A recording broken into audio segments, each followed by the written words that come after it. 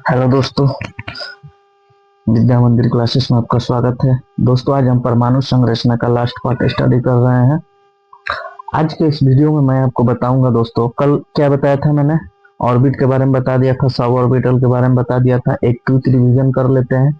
मैंने आपको electronic configuration के बारे में बताया था। ठीक है दोस्तों, इलेक्ट्रॉनिक विन्यास। अब हम बात करते हैं, एक क्विक रिवीजन कर लेते हैं, उसके बाद हम नेक्स्ट टॉपिक पे चलेंगे।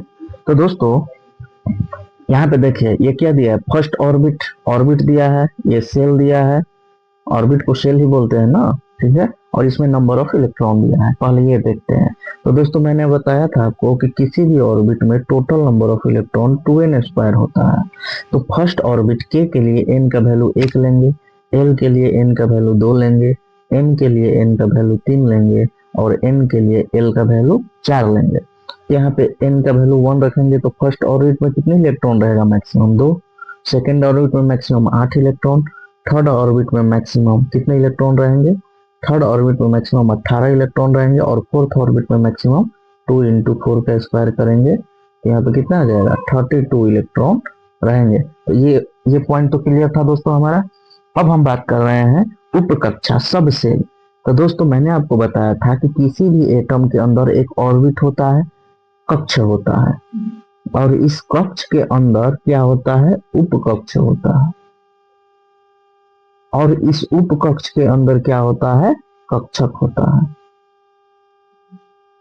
ये तीन चीजें मैंने आपको कल ही बताया था। कक्ष को हम ऑर्बिट बोलते हैं, इसको सब ऑर्बिट बोलते हैं, इसे ऑर्बिटल बोलते हैं।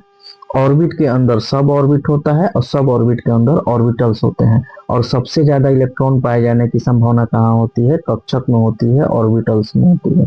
ये बात आपको बता चुका हूं मैं, ठीक है। हमने ये भी बताया था उपकक्ष क्या होते हैं, 4 होते हैं। उपकक्षों की संख्या कितनी होती है, 4 होती है, S, P, D और F। S का आकार गोलाकार होता है, P का डमरू शेप का होता है, ऐसे P का होता है, D का डबल डमरू ऐसे शेप होता है दोस्तों, ऐसे, ठीक है। और F का 5 भुजा वाला डमरू होता है, ठीक है। F का शेप कैसा होता है, 5 भुजा वाला डमरू होता है। F का शेप कैसा होता है, 5 भुजा वाला डमरू होता है, ठीक है।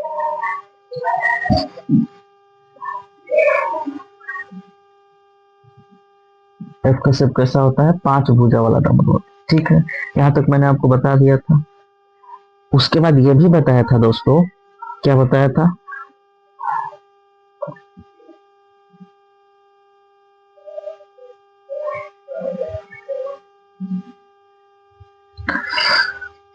उपकक्षा हो गया, ठीक है।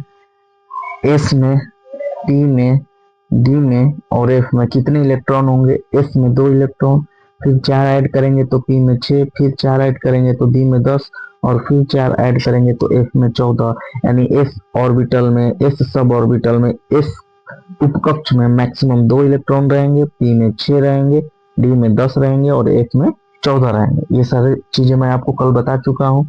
उसके बाद मैंने आपको बताया था दोस्तों कि S सब सेल में मैक्सिमम 2 इलेक्ट्रॉन रहेंगे, ठीक है। उसके बाद मैंने क्या बताया था कि जो कक्षक होते हैं, ऑर्बिटल्स होते हैं, उसमें मैक्सिमम 2 इलेक्ट्रॉन रह सकते हैं। एक कक्षक में मैक्सिमम 2 इलेक्ट्रॉन रह सकते हैं। और कक्षक की संख्या निकालने का फॉर्मूला क्या बताया था हम, n² बोले थे। n² होता है किसी ऑर्बिट के अंदर कितना कक्षक होगा, उसका फॉर्मूला क्या है, n²। कहने का मतलब है कि k ऑर्बिट में कितने कक्षक होंगे, तो n के वैल्यू 1 रखेंगे, 1 का स्क्वायर यानी 1 कक्षक होगा, ठीक है। L में कितने होंगे, तो L में 2 का स्क्वायर यानी 4 कक्षक होंगे। और इलेक्ट्रॉन भी देख लीजिए, एक कक्ष में 2 इलेक्ट्रॉन, तो इसमें 2 इलेक्ट्रॉन रहता है कि नहीं रहता है, K में। इसी तरह एक कक्षक में 2 इलेक्ट्रॉन, तो 4 कक्षक में 4 दूनी 8 इलेक्ट्रॉन। देखिए बिल्कुल सही है। L में कितना रहता है, 2n² फॉर्मूला से टोटल नंबर ऑफ इलेक्ट्रॉन निकालेगा तो 8 ही आएगा। उसी तरह M में कितने ऑर्बिटल होंगे, तो 3 का स्क्वायर करेंगे तो 3 का स्क्वायर कितना हो गया, 9। यानी यहाँ पे टोटल 18 इलेक्ट्रॉन होंगे और थर्ड में टोटल 18 इलेक्ट्रॉन ही रहते हैं। उसी तरह n ऑर्बिट में कितने ऑर्बिटल्स होंगे, तो 4 का स्क्वायर कर देंगे और ये 16 हो जाएगा। अब टोटल नंबर ऑफ इलेक्ट्रॉन निकालना है तो 2 से गुना, क्योंकि एक ऑर्बिटल में मैक्सिमम कितने इलेक्ट्रॉन रह सकते हैं, 2, और 16 ऑर्बिटल हुआ है तो टोटल इलेक्ट्रॉन कितने हो जाएंगे, 32। ठीक है। उसके बाद मैंने बताया था दोस्तों कि सब ऑर्बिट में इलेक्ट्रॉन निकालना है तो क्या करेंगे, सब ऑर्बिट एस हो गया, पी हो गया, डी हो गया और एफ हो गया, यही 4 होते हैं। अब हमें पता है कि एस में मैक्सिमम 2 इलेक्ट्रॉन होते हैं, पी में मैक्सिमम 6 इलेक्ट्रॉन, डी में मैक्सिमम 10 इलेक्ट्रॉन और एफ में मैक्सिमम 14 इलेक्ट्रॉन। तो 2 से डिवाइड कर देंगे तो ऑर्बिटल्स की संख्या निकल जाएगी, कक्षक की संख्या निकल जाएगी। क्यों? क्योंकि एक कक्षक में मैक्सिमम 2 इलेक्ट्रॉन रह सकते हैं और एस के पास मैक्सिमम 2 ही इलेक्ट्रॉन है, तो 2 से डिवाइड करेंगे यानी एस के पास केवल और केवल एक कक्षक होगा। पी के पास कितना कक्षक हो सकता है, 3, 1, 2 और 3। क्यों? क्योंकि इस पे 6 इलेक्ट्रॉन है, तो 2 इलेक्ट्रॉन इसमें, 2 इलेक्ट्रॉन इसमें, 2 इलेक्ट्रॉन इसमें, यानी टोटल 3 कक्षक होंगे पी में। उसी तरह डी में बात करेंगे तो डी में 5 हो जाएंगे। क्यों? क्योंकि 10 इलेक्ट्रॉन टोटल है डी में और 2-2 इलेक्ट्रॉन का पेयर बनाना है हमें, क्योंकि एक ऑर्बिटल में कितने इलेक्ट्रॉन रहते हैं, 2। तो 10 को 2 से डिवाइड करेंगे तो यहाँ पे 5 आ जाएगा। यहाँ पे 2 इलेक्ट्रॉन इसमें, 2 इसमें, 2 इसमें, 2 इसमें, 2 इसमें। ठीक है दोस्तों। उसी तरह एफ की बात करें तो एफ में क्या करेंगे, एफ में भी वही नियम लगाएंगे, 14 को 2 से डिवाइड करेंगे तो 7 आएगा और 2-2 इलेक्ट्रॉन सभी में चला जाएगा, 2-2 इलेक्ट्रॉन सभी में चला जाएगा, 1, 2, 3, 4, 5, 6 और एक और आ जाएगा। ये हो गया हमारा टोटल। दोस्तों मैंने आपको टोटल कंसेप्ट बता दिया जो मैंने कल बताया था। ठीक है। अब हम आगे बात करते हैं। आगे मैंने आपको इलेक्ट्रॉनिक कॉन्फ़िगरेशन कल बताया था, बहुत अच्छे से बताया था।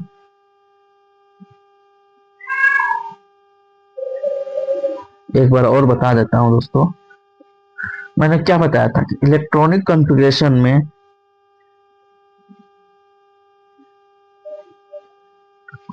इलेक्ट्रॉन किस ऑर्बिट में पहले जाएगा वो किससे डिसाइड होता है, n+l रूल से डिसाइड होता है।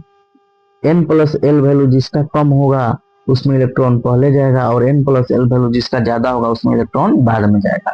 अगर n+l वैल्यू सेम आ जाए तो इलेक्ट्रॉन जो है उसमें पहले जाएगा जिसका n का वैल्यू कम होगा। जैसे दोस्तों 1s, 2s, 2p, 3s, 3p, 3d और 4s।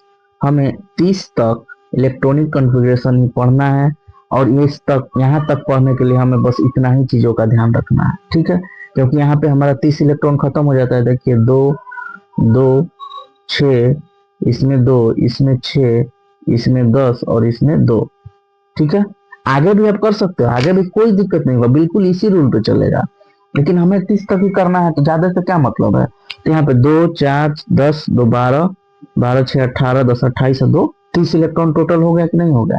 तो इनमें से सबसे पहले इलेक्ट्रॉन किस में जाएगा तो हम n+l रूल से देख लेंगे। दोस्तों यहाँ पे कोई दिक्कत नहीं है, डायरेक्ट 1s में इलेक्ट्रॉन जाता है, फिर 2s में जाता है, फिर 2p में जाता है, फिर 3s में जाता है, फिर 3p में जाता है। दिक्कत यहाँ से होता है कि इलेक्ट्रॉन 3p के बाद 4s में जाता है, उसके बाद 3d में जाता है। ठीक है। तो यहाँ पे दिक्कत होता है और दोनों का n+l वैल्यू निकालिए। तो 4s का यदि आप n+l वैल्यू निकालोगे तो n का वैल्यू हो गया 4 और s के लिए l का वैल्यू कितना बताए थे, s, p, d, f। s के लिए l का वैल्यू एजिमुथल क्वांटम नंबर है 0 होता है, p के लिए 1 होता है, d के लिए 2 होता है और f के लिए 3 होता है। ठीक है। तो देखिए 4s तो 4 + 0 कितना आ गया, 4 आ गया। 3d तो 3d में क्या होगा, 3 + 2 होगा कि नहीं होगा, और ये इसका वैल्यू कितना आ गया, 5 आ गया। यानी इसका एनर्जी ज्यादा है, इसका एनर्जी क्या है, ज्यादा है और 4s का एनर्जी कम है, इसलिए 4s में इलेक्ट्रॉन पहले जाएगा, 3d में बाद में जाएगा। ठीक है दोस्तों। यहाँ तक कोई दिक्कत है तो आप बताइए हमें। कोई कंसेप्ट दिक्कत नहीं है, सारा कंसेप्ट क्लियर है, बस हमारा इलेक्ट्रॉनिक कॉन्फ़िगरेशन हो गया। जैसे कल मैंने आपको इलेक्ट्रॉनिक कॉन्फ़िगरेशन करके भी दिखाया था। यहाँ पे देखिए ऑक्सीजन का, एक मिनट दोस्तों इसे इरेज करता हूं मैं।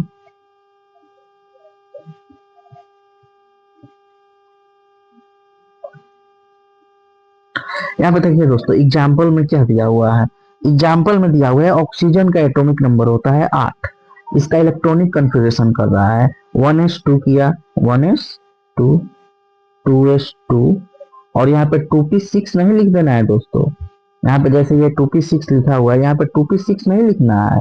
क्यों नहीं लिखना है? इसको रॉन्ग किया है, क्यों? क्योंकि यहाँ पे 2p6 लिखोगे तो 2 4 और 6 10 इलेक्ट्रॉन हो जाएगा, और ऑक्सीजन के पास कितना इलेक्ट्रॉन है? 8 इलेक्ट्रॉन है। तो भैया हमारा ये भर गया, ये भर गया, यहाँ पे 4 इलेक्ट्रॉन करेंगे तो 2 2 4 और 4 8 इलेक्ट्रॉन, टोटल 8 इलेक्ट्रॉन है। 8 इलेक्ट्रॉन रखेंगे, पी ऑर्बिटल हमारा खाली है 2 इलेक्ट्रॉन के लिए।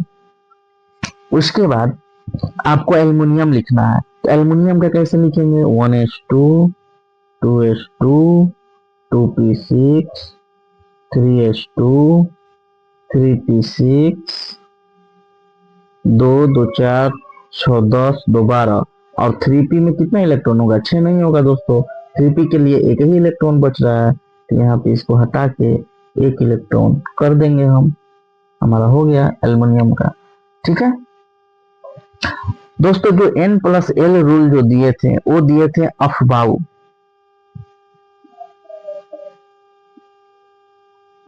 अफबाउ एक साइंटिस्ट है, वही दिए थे N+L रूल। ठीक है, ये देखिए अफबाउ का नियम है। इस नियम के कुछ अपवाद हैं, इस नियम के क्या है? कुछ अपवाद है दोस्तों। ठीक है, क्या अपवाद है? अफबाउ नियम का अपवाद है, आपको मैं कल भी बताया था, क्रोमियम, कॉपर, गोल्ड और सिल्वर, Ag और Au। ठीक है, और इसको याद करने का ट्रिक क्या है दोस्तों? इसको याद करने का ट्रिक है 24 कैरेट का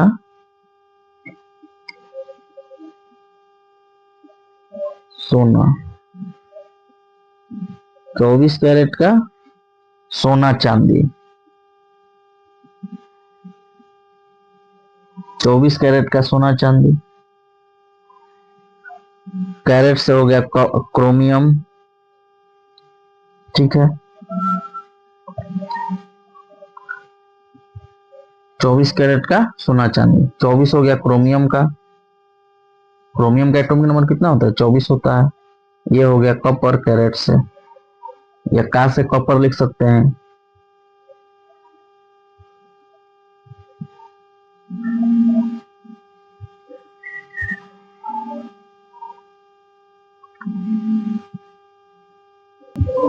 चौबीस कैरेट का सोना चांदी। ठीक है दोस्तों, ठीक है, यहाँ पे क्या हो जाएगा ये देखिए,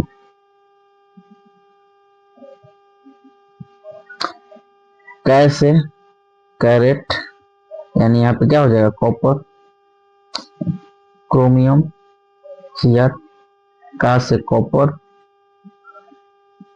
सोना से सोना, और गोल्ड चांदी से Ag सिल्वर। ठीक है, ये चार ऐसे नियम हैं, ये चार ऐसे एलिमेंट हैं जिनमें अफबाउ का नियम फेल हो जाता है, और एग्जाम में यही क्वेश्चन आता है दोस्तों, अफबाउ का नियम कहाँ फेल होता है? तो अफबाउ का नियम 24 कैरेट के सोना चांदी में फेल हो जाता है। कैरेट से हो गया क्रोमियम, का से हो गया कॉपर, सोना से हो गया सोना, चांदी से हो गया चांदी, यानी सोना चांदी कैरेट और कॉपर, यानी क्रोमियम और कॉपर, सोना और चांदी, इन चारों में अफबाउ का नियम फेल हो जाता है। कैसे फेल होता है ये मैं आपको दिखा रहा हूं। जैसे अभी हम बात करेंगे क्रोमियम का, क्रोमियम का एटॉमिक नंबर होता है 24। ठीक है,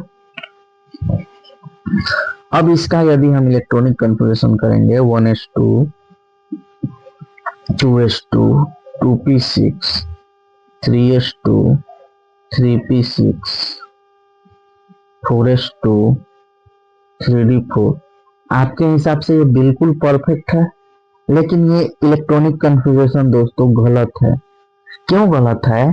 कि जब डी ऑर्बिटल के पास 4 या डी ऑर्बिटल के पास 9 इलेक्ट्रॉन आ जाता है, जब डी ऑर्बिटल के पास 4 इलेक्ट्रॉन हो या डी ऑर्बिटल के पास 9 इलेक्ट्रॉन हो, तो डी ऑर्बिटल जो है अपने बगल वाले सब ऑर्बिटल एस से एक इलेक्ट्रॉन लेके वो 5 बना लेता है, और बगल वाले से एक इलेक्ट्रॉन लेके 9 की जगह पे 10 बना लेता है। तो यहाँ पे डी जो है यहाँ से एक इलेक्ट्रॉन ले लेगा, तो इसके पास क्या हो जाएगा? 4s1 हो जाएगा, और डी के पास 4 है तो इसके पास क्या हो जाएगा? 3d5 हो जाएगा। तो दोस्तों यहाँ पे अफबाउ का नियम फेल कर रहा है कि नहीं कर रहा है? उन्होंने क्या बोला था? इलेक्ट्रॉन पहले किस में जाएगा? 4s में जाएगा, तो 4s को कंप्लीटली भरना चाहिए था, लेकिन कंप्लीटली यहाँ पे 4s भरा नहीं, एक इलेक्ट्रॉन तो यहाँ पे खाली है, एस में मैक्सिमम 2 इलेक्ट्रॉन रह सकता है, और बिना भरे ही इलेक्ट्रॉन किसमें चला गया, डी में चला गया। तो ये नियम यहाँ पे फेल हो रहा है कि नहीं हो रहा है, तो ये अपवाद है।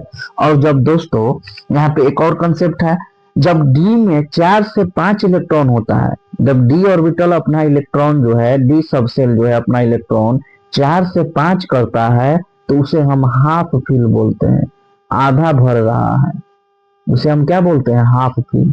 और जब 9 से 10 करता है तो उसे हम फुल फिल बोलते हैं। तो दोस्तों अभी जो मैंने आपको ट्रिक बताया था, कहाँ गया, 24 कैरेट का सोना चांदी, तो उसमें क्रोमियम में क्या होता है, हाफ फिल लगता है, कॉपर में क्या होता है, फुल फिल होता है। उसी तरह यहाँ हाफ फिल और यहाँ फुल फिल होता है। ठीक है, ये भी आपको याद रखना, आपसे पूछेगा हाफ फिल किस में होता है, तो हाफ फिल क्रोमियम में होता है, फुल फिल कॉपर में होता है। कैसे होता है, कॉपर का होता है 29, इसे हम करेंगे 1s2 2s2 2p6 3s2 3p6 4s2 3d9, 3d9 हो गया, 2 2 4 10 12 18 2 20 9 29, टोटल 29 इलेक्ट्रॉन है दोस्तों। लेकिन मैंने क्या बोला, डी के पास यदि 9 इलेक्ट्रॉन हो या 4 हो तो एस से 1 इलेक्ट्रॉन ले लेगा, तो यहाँ पे क्या होगा, 4s1 हो जाएगा, और 3d9 नहीं 3d10 हो जाएगा। तो दोस्तों यहाँ पे 9 से 10 हो रहा है, यानी क्या हो रहा है, फुल फिल हो रहा है, डी ऑर्बिटल जो है पूरा का पूरा फुल फिल हो रहा है। डी के पास कितने होते हैं, डी सबसेल में 5 ऑर्बिटल होते हैं, इसके पास 9 इलेक्ट्रॉन, का मतलब क्या है, ऐसे ऐसे ऐसे ऐसे 9, मतलब 1 इलेक्ट्रॉन चाहिए तो ये पूरा फुल हो जाएगा, तो 1 इलेक्ट्रॉन ये ले लेता है, नहीं तो ये अनस्टेबल हो जाएगा दोस्तों, हाईली अनस्टेबल हो जाता है। ठीक है, तो डी का ये नियम है, जब इसके पास 4 हो या 9 हो तो ये 1 इलेक्ट्रॉन बगल वाले से लेके अपना क्या करता है, अपना कॉन्फ़िगरेशन को कंप्लीट करता है, नहीं तो ये अनस्टेबल हो जाएगा, एटम एग्जिस्ट ही नहीं करेगा। तो कहने का मतलब है दोस्तों, हाफ फिल क्या है, फुल फिल क्या है, आप समझ गए। कल भी मैं बता चुका हूँ, अभी क्विक रिवीजन करा रहा था, तो इसलिए दोस्तों मैंने आपको ये बताना उचित समझा।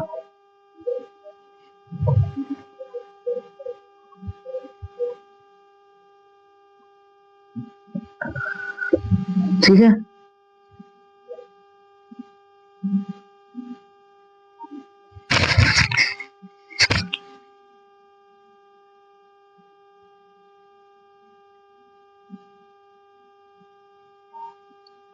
अब हम दोस्तों आज का अपना टॉपिक स्टार्ट करते हैं। आज का हमारा क्या है, टॉपिक स्टार्ट करते हैं। हमारा टॉपिक आज का है क्वांटम नंबर। हमारा टॉपिक क्या है, क्वांटम नंबर, क्वांटम संख्या। क्वांटम नंबर क्या है भाई, ये देखिए अभी मैं आपको बता रहा हूं। वह संख्या, क्वांटम संख्या वह संख्या है जो इलेक्ट्रॉनों की बिल्कुल सटीक स्थिति को बताता है, अर्थात किसी इलेक्ट्रॉन की पूर्ण जानकारी देता है। क्वांटम नंबर क्या है, वह इलेक्ट्रॉन के बारे में पूर्ण जानकारी देता है कि इलेक्ट्रॉन किस ऑर्बिट में है, किस कक्ष में है, इलेक्ट्रॉन किस कक्ष में है, ऑर्बिट में है, किस उपकक्ष में है और किस कक्षक में है, ये भी बताता है। और इलेक्ट्रॉन का ओरिएंटेशन क्या है, घूर्णन क्या है, इसके बारे में भी कौन बताता है, क्वांटम नंबर। तो इलेक्ट्रॉन का कंप्लीट जानकारी कौन देता है, क्वांटम नंबर देता है। ठीक है,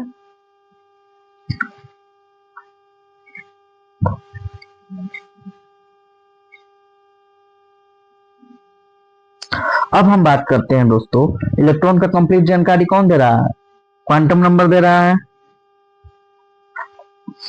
यहां से हम बात कर रहे हैं, जैसे एग्जाम्पल अभी हम ले रहे हैं ऑक्सीजन। ऑक्सीजन का इलेक्ट्रॉनिक कॉन्फ़िगरेशन करेंगे तो 1s2 2s2 2p4।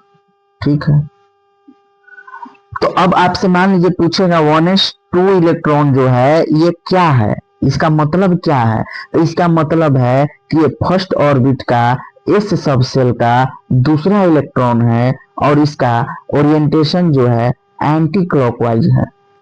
मैंने ये बता दिया, कैसे बता दिया, आप भी बता दोगे। ठीक है, वही अभी हम सीखेंगे दोस्तों। ठीक है, तो चलिए हम स्टार्ट करते हैं।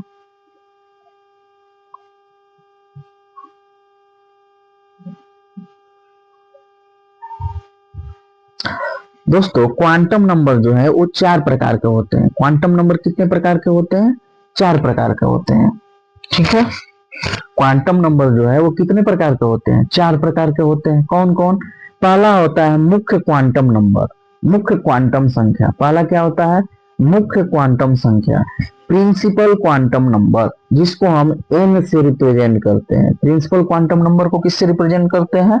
n से। उसके बाद होता है द्विगंशी क्वांटम नंबर, जिसे हम एजीमुथल क्वांटम नंबर l से रिप्रेजेंट करते हैं। n+l रूल अभी मैं बता रहा था ना, यही है। ठीक है, उसके बाद आता है मैग्नेटिक क्वांटम नंबर, जिसे हम m से रिप्रेजेंट करते हैं। ठीक है, और उसके बाद आता है चक्रण क्वांटम संख्या, जिसे हम स्पिन क्वांटम नंबर m से रिप्रेजेंट करते हैं। ठीक है, ms से। ठीक है दोस्तों, पहला क्वांटम नंबर क्या हो गया? प्रिंसिपल क्वांटम नंबर, मुख्य क्वांटम संख्या n से रिप्रेजेंट करते हैं। एजीमुथल क्वांटम नंबर, जिसे द्विगंशी क्वांटम संख्या बोलते हैं, इसे l से रिप्रेजेंट करते हैं। चुंबकीय क्वांटम संख्या, मैग्नेटिक क्वांटम नंबर को m से रिप्रेजेंट करते हैं। और चौथा हो गया चक्रण क्वांटम संख्या, जिसे हम स्पिन क्वांटम नंबर बोलते हैं। ठीक है, इसका वैल्यू फिक्स होता है, या तो +2 होगा या -2 होगा। अभी मैं आपको बताऊंगा दोस्तों। तो सबसे पहले हम फर्स्ट क्वांटम नंबर की बात करेंगे। फर्स्ट क्वांटम नंबर के बारे में हम बात करेंगे।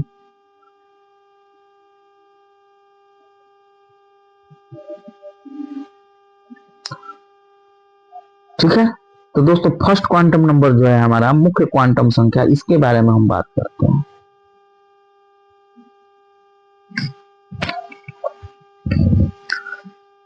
मुख्य क्वांटम नंबर, मुख्य क्वांटम संख्या, प्रिंसिपल क्वांटम नंबर, इसे हम n से रिप्रेजेंट करते हैं। इसे हम किस चीज से रिप्रेजेंट करते हैं? n से रिप्रेजेंट करते हैं। ये क्या बताता है दोस्तों? ये ऑर्बिट की संख्या को बताता है कि इलेक्ट्रॉन जो है किस कक्ष का है। ये क्या बताता है? कक्ष की संख्या बताता है। कक्ष की संख्या बताता है। ये क्या बताता है?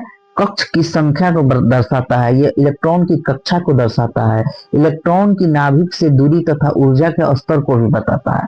कक्ष क्या है? इलेक्ट्रॉन से नाभिक की दूरी ही तो कक्ष है। जैसे ये क्या हो गया, अभी मैं आपको बता रहा हूं दोस्तों, 1 मिनट। ये देखिए, ये हो गया हमारा न्यूक्लियस, ये हो गया हमारा पहला ऑर्बिट, ये हो गया हमारा दूसरा ऑर्बिट, और ये हो गया हमारा तीसरा ऑर्बिट। ठीक है, तो इलेक्ट्रॉन से नाभिक से थोड़ा दूर जाएंगे तो फर्स्ट ऑर्बिट मिलेगा, नाभिक से और थोड़ा दूर जाएंगे तो सेकेंड ऑर्बिट मिलेगा, और नाभिक से और थोड़ा दूर जाएंगे तो थर्ड ऑर्बिट मिलेगा। और फर्स्ट ऑर्बिट का एनर्जी कम होता है, सेकेंड ऑर्बिट का उससे ज्यादा, थर्ड ऑर्बिट का उससे ज्यादा। तो दोस्तों n जो है ये क्या बताता है? ऑर्बिट की संख्या को बता रहा है। तो ऑर्बिट की संख्या के साथ साथ हम ये भी तो बोल सकते हैं कि इलेक्ट्रॉन की नाभिक से दूरी भी बता रहा है और ऊर्जा के स्तर को भी बता रहा है। ठीक है, क्यों? क्योंकि ऑर्बिट से डिसाइड होता है कि उसका ऊर्जा कम है कि ज्यादा है। यदि फर्स्ट ऑर्बिट का इलेक्ट्रॉन होगा तो उसका ऊर्जा कम होगा, सबसे कम होगा। इनफैक्ट सेकेंड ऑर्बिट का इलेक्ट्रॉन है तो इसका ऊर्जा इससे ज्यादा होगा, थर्ड ऑर्बिट का इलेक्ट्रॉन है तो इसका ऊर्जा ज्यादा होगा, फोर्थ का है तो सबसे ज्यादा होगा, 5 का है तो इससे भी ज्यादा होगा। ठीक है, और दूरी क्या होगा? नाभिक से इसकी सबसे नजदीक दूरी होगी, इसकी दूरी उससे थोड़ा ज्यादा होगी, और सबसे ज्यादा दूरी किसका होगा? 5 नंबर का। यानी जिसकी एनर्जी ज्यादा होगी उसकी नाभिक से दूरी भी ज्यादा होगी। ठीक है, यानी नाभिक से हम जैसे जैसे दूर जाएंगे ऊर्जा का लेवल जो है इंक्रीज होते जाता है। ठीक है,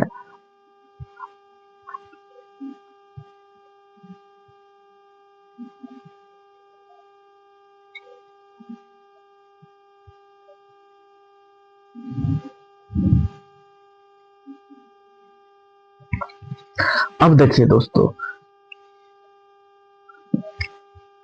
ये n जो है ये क्या होता है? ये कोफिशिएंट होता है। इलेक्ट्रॉनिक कॉन्फ़िगरेशन में जो कोफिशिएंट होता है वही क्या बताता है? n का वैल्यू को बताता है। गुणक जो होता है वही क्या बताता है? n का वैल्यू को बताता है। जैसे हमने ऑक्सीजन का इलेक्ट्रॉनिक कॉन्फ़िगरेशन किया 1s2 2s2 2p4। यहाँ पे 1 जो है ये क्या बता रहा है कि ये फर्स्ट ऑर्बिट के इलेक्ट्रॉन है, यानी यहाँ पे n बराबर क्या है 1 है। यहाँ पे 2s का मतलब क्या हो गया कि ये सेकेंड ऑर्बिट का इलेक्ट्रॉन है, n का वैल्यू कितना है 2 है। 2p4 का मतलब ये p सब ऑर्बिटल है लेकिन ऑर्बिट क्या है 2 है, जो कोफिशिएंट है वही क्या बताता है n का वैल्यू देता है। जैसे अभी हम इलेक्ट्रॉनिक कॉन्फ़िगरेशन करेंगे दोस्तों सोडियम का। सोडियम का हम कर रहे हैं 1s2 2s2 2p6 3s1। ठीक है, ठीक है। तो अब हम एक एक करके बात करते हैं। 1s2 के बारे में हम बात करते हैं, तो इसके लिए n का वैल्यू क्या होगा 1 होगा क्योंकि कोफिशिएंट कितना है 1 है। 2s2 की बात करें तो इसके लिए n का वैल्यू कितना होगा 2 होगा। 2p6 की बात करें तो इसके लिए n का वैल्यू कितना होगा 2 होगा। क्यों? क्योंकि कोफिशिएंट कितना है 2 है। और 3s1 की बात करें तो यहाँ पे n का वैल्यू कितना होगा 3 होगा क्योंकि कोफिशिएंट कितना है 3 है।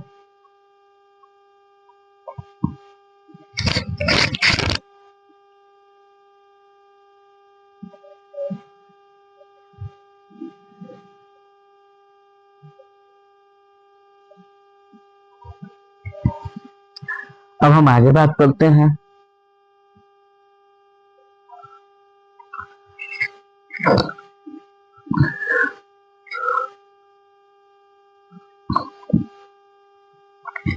अब हम बात करते हैं दोस्तों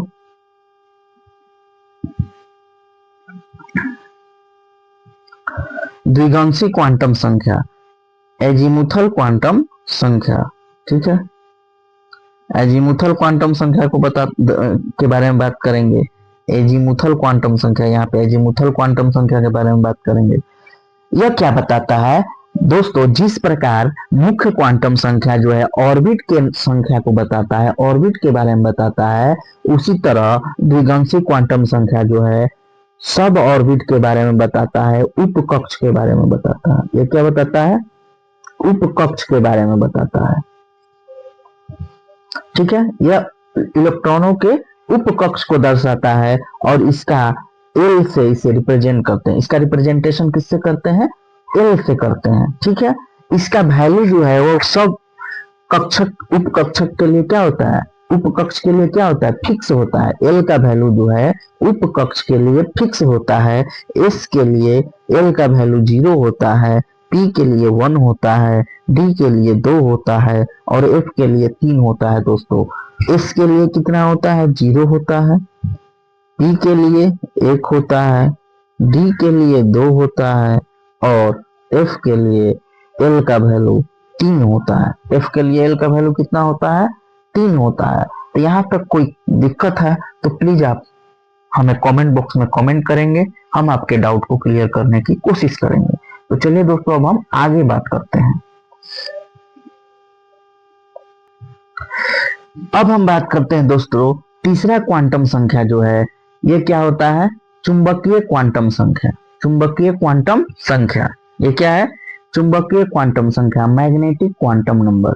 ये क्या बताता है, ये कक्षक को दर्शाता है। ये क्या दर्शाता है, ये कक्षक ऑर्बिटल्स को दर्शाता है, ऑर्बिटल्स के बारे में बताता है। ठीक है,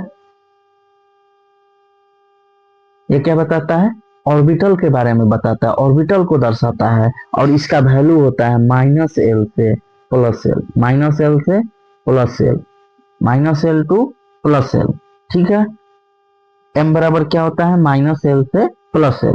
जैसे दोस्तों इस सबसेल में, इस उप कक्षा में कितने कक्षक होंगे, तो ये कौन बताएगा, मैग्नेटिक क्वांटम नंबर। कैसे बताएगा अभी देखिए, एस के लिए एल का वैल्यू कितना होता है 0 होता है, तो मैग्नेटिक क्वांटम नंबर का वैल्यू क्या होता है -l से +l, यानी -0 से +0, तो -0 और +0 के बीच में कोई संख्या होता है, नहीं होता है, तो 0 होगा। इनके बीच का संख्या क्या होगा 0 होगा।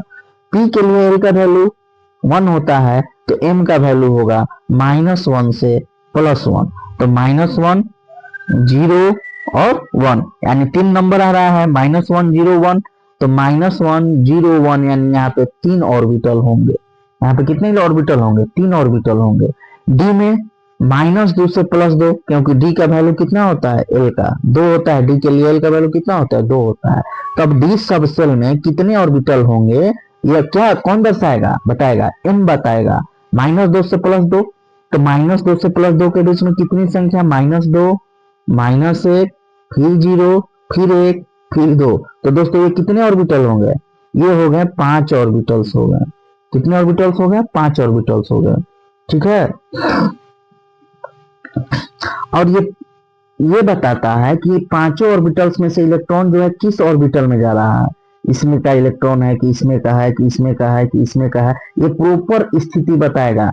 डी में 5 ऑर्बिटल हो गए, लेकिन पांचों में से इलेक्ट्रॉन प्रॉपर किस में जा रहा है, ये कौन बताता है, मैग्नेटिक क्वांटम नंबर, चुंबकीय क्वांटम संख्या। उसी तरह एफ के लिए एल का वैल्यू 3 होता है, तो एम का वैल्यू -3 से +3 होगा। और -3 से +3 के बीच में कितने संख्या, -3, -2, -1, 0, 1, 2 और 3, यानी टोटल 7 संख्या आ रही है। यानी एफ में कितने कक्षक होंगे, 7 कक्षक होंगे। ठीक है, अभी जब आप क्वेश्चन बनाओगे दोस्तों, तो आपका पूरा का पूरा कंसेप्ट क्लियर हो जाएगा। पूरा का पूरा कंसेप्ट क्या होगा, क्लियर हो जाएगा। अब एक आखिरी क्वांटम संख्या बचा हुआ है, जिसकी चर्चा हम कर लेते हैं। मैग्नेटिक क्वांटम संख्या हो गया। अब हम बात करते हैं स्पिन क्वांटम नंबर, चक्रण क्वांटम संख्या। ये क्या बताता है, यह नाभिक का चक्कर लगा रहा है, इलेक्ट्रॉन की दिशा को बताता है कि इलेक्ट्रॉन जो है क्लॉकवाइज डायरेक्शन में चक्कर लगा रहे हैं, कि इलेक्ट्रॉन जो है एंटी क्लॉकवाइज डायरेक्शन में चक्कर लगा रहे हैं। ठीक है, क्लॉकवाइज डायरेक्शन में चक्कर लगा रहे हैं इलेक्ट्रॉन, कि एंटी क्लॉकवाइज डायरेक्शन में चक्कर लगा रहे हैं। ठीक है, एक ऑर्बिटल में 2 इलेक्ट्रॉन होते हैं, तो एक यदि क्लॉकवाइज जाएगा तो दूसरा उसके ऑपोजिट डायरेक्शन एंटी क्लॉकवाइज में जाता है। ठीक है, क्लॉकवाइज रहेगा तो उसका वैल्यू +½ होगा, अगर एंटी क्लॉकवाइज डायरेक्शन रहेगा तो उसका वैल्यू क्या होगा, -½ ठीक है, ये सीधा छड़ी का मतलब है क्लॉकवाइज, और उल्टा का मतलब क्या है, एंटी क्लॉकवाइज। तो अगर सीधा है तो एस का वैल्यू कितना होगा, +½ अगर उल्टा है तो एस का वैल्यू कितना होगा, -½ होगा। यहाँ तक क्लियर है।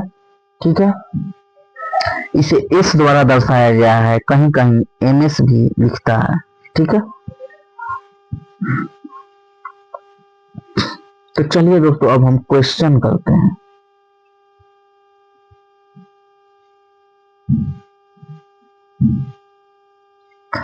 क्वेश्चन है दोस्तों, F9 8th इलेक्ट्रॉन के लिए क्वांटम संख्या क्या है। ठीक है, F9 का मतलब क्या है, ये 9F ये क्या दर्शा रहा है। क्वेश्चन क्या है दोस्तों, यहाँ पे मैं लिख रहा हूं,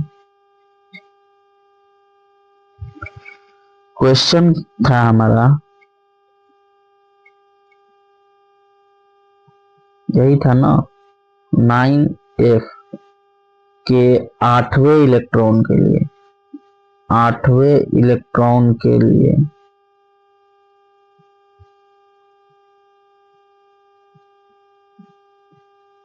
सभी क्वांटम नंबर निकालना है। ठीक है, क्वांटम नंबर निकालना है। तो दोस्तों 9F जो है, इसका मतलब क्या हुआ, 9 क्या दर्शा रहा है, और F का 9 जो है क्या दर्शाता है, ये एटॉमिक नंबर Z को दर्शाता है, यानी इसका एटॉमिक नंबर कितना है, 9 है। और ये कौन सा एलिमेंट है, ये फ्लोरीन है, ये फ्लोरीन है। ठीक है, अब हम क्या करेंगे, चारों क्वांटम नंबर निकालने के लिए क्या करेंगे, इसका इलेक्ट्रॉनिक कॉन्फ़िगरेशन करेंगे। सिंपल है, 1s2 2s2 2p5। यहां तक कोई दिक्कत है तो बोलिए। ठीक है, अब इसके 8वें इलेक्ट्रॉन के बारे में पूछ रहा है, तो हम बताते हैं। ये हो गया s के लिए 2 इलेक्ट्रॉन, ये s के लिए 2 इलेक्ट्रॉन हो गया। अब p में सबसे पहले 3 ऑर्बिटल्स होते हैं और 5 इलेक्ट्रॉन है, तो हम पहले एक एक इलेक्ट्रॉन भरेंगे सब में, यही नियम है। उसके बाद हम पेयरिंग करते हैं, एक पेयरिंग किए, 2 किए। और 8वें इलेक्ट्रॉन के बारे में पूछ रहा है दोस्तों, तो ये 1 2 3 हो गया इलेक्ट्रॉन, ये चौथा और ये 5वां, यानी 2 2 4 5 6 7, ये 8वां इलेक्ट्रॉन हुआ। 8वां इलेक्ट्रॉन कौन हुआ? ये हुआ। तो इसके लिए हमें निकालना है सारा का सारा क्वांटम नंबर। तो यहाँ पे 2p5 है, तो n का वैल्यू तो फिक्स है कि 2 होगा। ठीक है, ठीक है। अब यहाँ पे इस एल का वैल्यू क्या होगा? तो p का और इलेक्ट्रॉन है, तो p के लिए एल का वैल्यू क्या होता है? 1 होता है, ये भी आपको पता है। अब m का वैल्यू निकालेंगे, m ही ऑर्बिटल के बारे में बताता है, तो m का वैल्यू क्या होगा? यहाँ पे होगा -1 इसके लिए 0, इसके लिए 1, क्योंकि l का वैल्यू जो है p के लिए l का वैल्यू कितना होता है? 1 होता है, और m का वैल्यू क्या हो जाएगा? -1 0 1, माइनस एल से प्लस एल। तो -1 इस ऑर्बिटल के लिए होगा, 0 इस ऑर्बिटल के लिए होगा, और 1 जो है इस ऑर्बिटल के लिए होगा। तो हमारा इलेक्ट्रॉन 8वां इलेक्ट्रॉन का निकालना था, तो 2 इलेक्ट्रॉन तो यहाँ पे खत्म, 2 यहाँ पे 4, ये 5वां, ये 6ठा और ये 7वां, 8वां इलेक्ट्रॉन ये रहा। तो इसी इलेक्ट्रॉन के बारे में हमें निकालना है। तो इस इलेक्ट्रॉन के लिए ऑर्बिटल क्या होगा? ऑर्बिटल की संख्या कितनी होगी? -1, यहाँ पे लिखेंगे -1। ठीक है। अब बता रहे हैं स्पिन क्वांटम नंबर क्या होगा। तो दोस्तों ये कैसे जा रहा है? नीचे जा रहा है, यानी एंटी क्लॉकवाइज में जा रहा है, तो इसका वैल्यू कितना होगा? -1/2। तो ये हो गया हमारा क्वांटम नंबर निकालने का तरीका। ये हो गया क्वांटम नंबर निकालने का तरीका।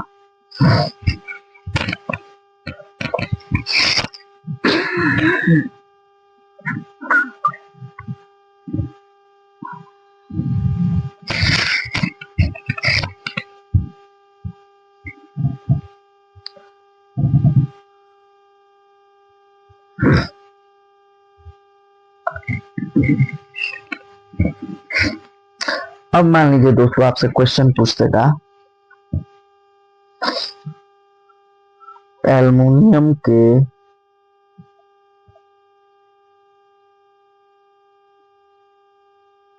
2p4 इलेक्ट्रॉन के लिए सभी क्वांटम संख्याएं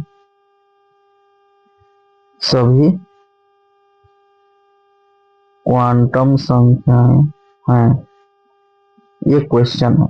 आप कैसे टैकल करोगे इसको? एल्युमिनियम के 2p4 के लिए दोस्तों ये क्वेश्चन आया हुआ है प्रीवियस ईयर एग्जाम में, एलपी में, टेक्नीशियन में, एनटीपीसी में भी। आप जाके प्रीवियस ईयर पेपर उठा के देख सकते हो। तो क्या करेंगे, यहाँ पे देखिए एल्युमिनियम का 13 होता है, 1s2 2s2 2p6 3s2 3p1, यही होगा इसका कॉन्फ़िगरेशन। 2 4 10 12 और एक 13। हमें किसका बात करना है? 2p4 का, तो डायरेक्ट इसी का बनाएंगे। पी में कितने ऑर्बिटल होंगे? 3 होंगे, ये तो पता है आपको। 6 इलेक्ट्रॉन है पी में, तो पहले एक एक इलेक्ट्रॉन जाता है, एक एक गया। पेयरिंग हमसे क्या पूछ रहा है? चौथा इलेक्ट्रॉन के बारे में पूछ रहा है, पी ऑर्बिटल के चौथे इलेक्ट्रॉन के बारे में। 2p4 का मतलब यही हुआ, तो पी ऑर्बिटल का चौथा इलेक्ट्रॉन रहा हमारा ये। अब इसी के बारे में हमें पूछ रहा है। यहाँ 2p4 के बारे में पूछा, तो इसका मतलब क्या हुआ? n का वैल्यू तो फिक्स है कि 2 होगा। l का वैल्यू क्या होगा भाई मेरे? l का वैल्यू 1 होगा, क्योंकि p के लिए l का वैल्यू 1 होता है, फिक्स है। अब हमें निकालना है m का वैल्यू। तो m का वैल्यू कैसे निकालेंगे? -1 0 और 1, क्योंकि -l से +l होता है, और l का वैल्यू -1 है, यहाँ पे -1 से +1, तो -1 0 और 1 तीन वैल्यू आ रहा है। तो -1 इसके लिए, 0 इसके लिए और 1 इसके लिए। तो हमारा इलेक्ट्रॉन किस ऑर्बिटल में जा रहा है? इसमें जा रहा है, तो इसके लिए m का वैल्यू क्या है? -1 है, यहाँ पे -1 लिख लिए। अब s का वैल्यू क्या है? तो s का वैल्यू जो है, इसका ओरिएंटेशन नीचे की तरफ है, एंटी क्लॉकवाइज है, यानी s का वैल्यू -1/2। s का वैल्यू कितना होगा? -1/2 होगा। अगर कोई दिक्कत है तो फिर आप कमेंट करेंगे दोस्तों। अब हम आगे बढ़ते हैं।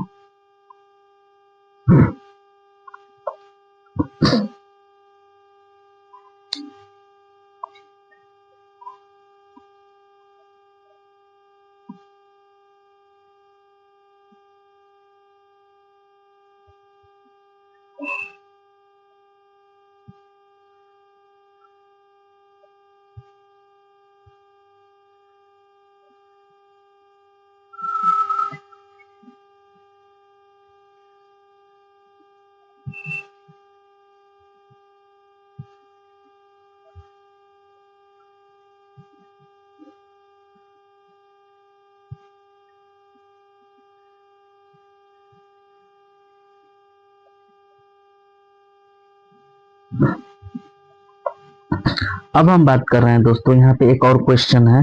क्या दे रहा है? कैल्शियम दिया हुआ है। क्या दिया हुआ है? क्वेश्चन क्या है?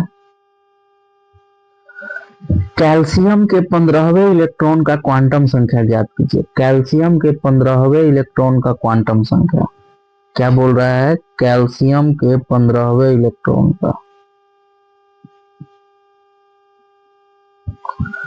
ठीक है, हम देखते हैं 15वां इलेक्ट्रॉन कौन है। तो कैल्शियम का पहले 20 होता है, इलेक्ट्रॉनिक कन्फिग्रेशन करते हैं 1s2 2s2 2p6 3s2 3p6 4s2।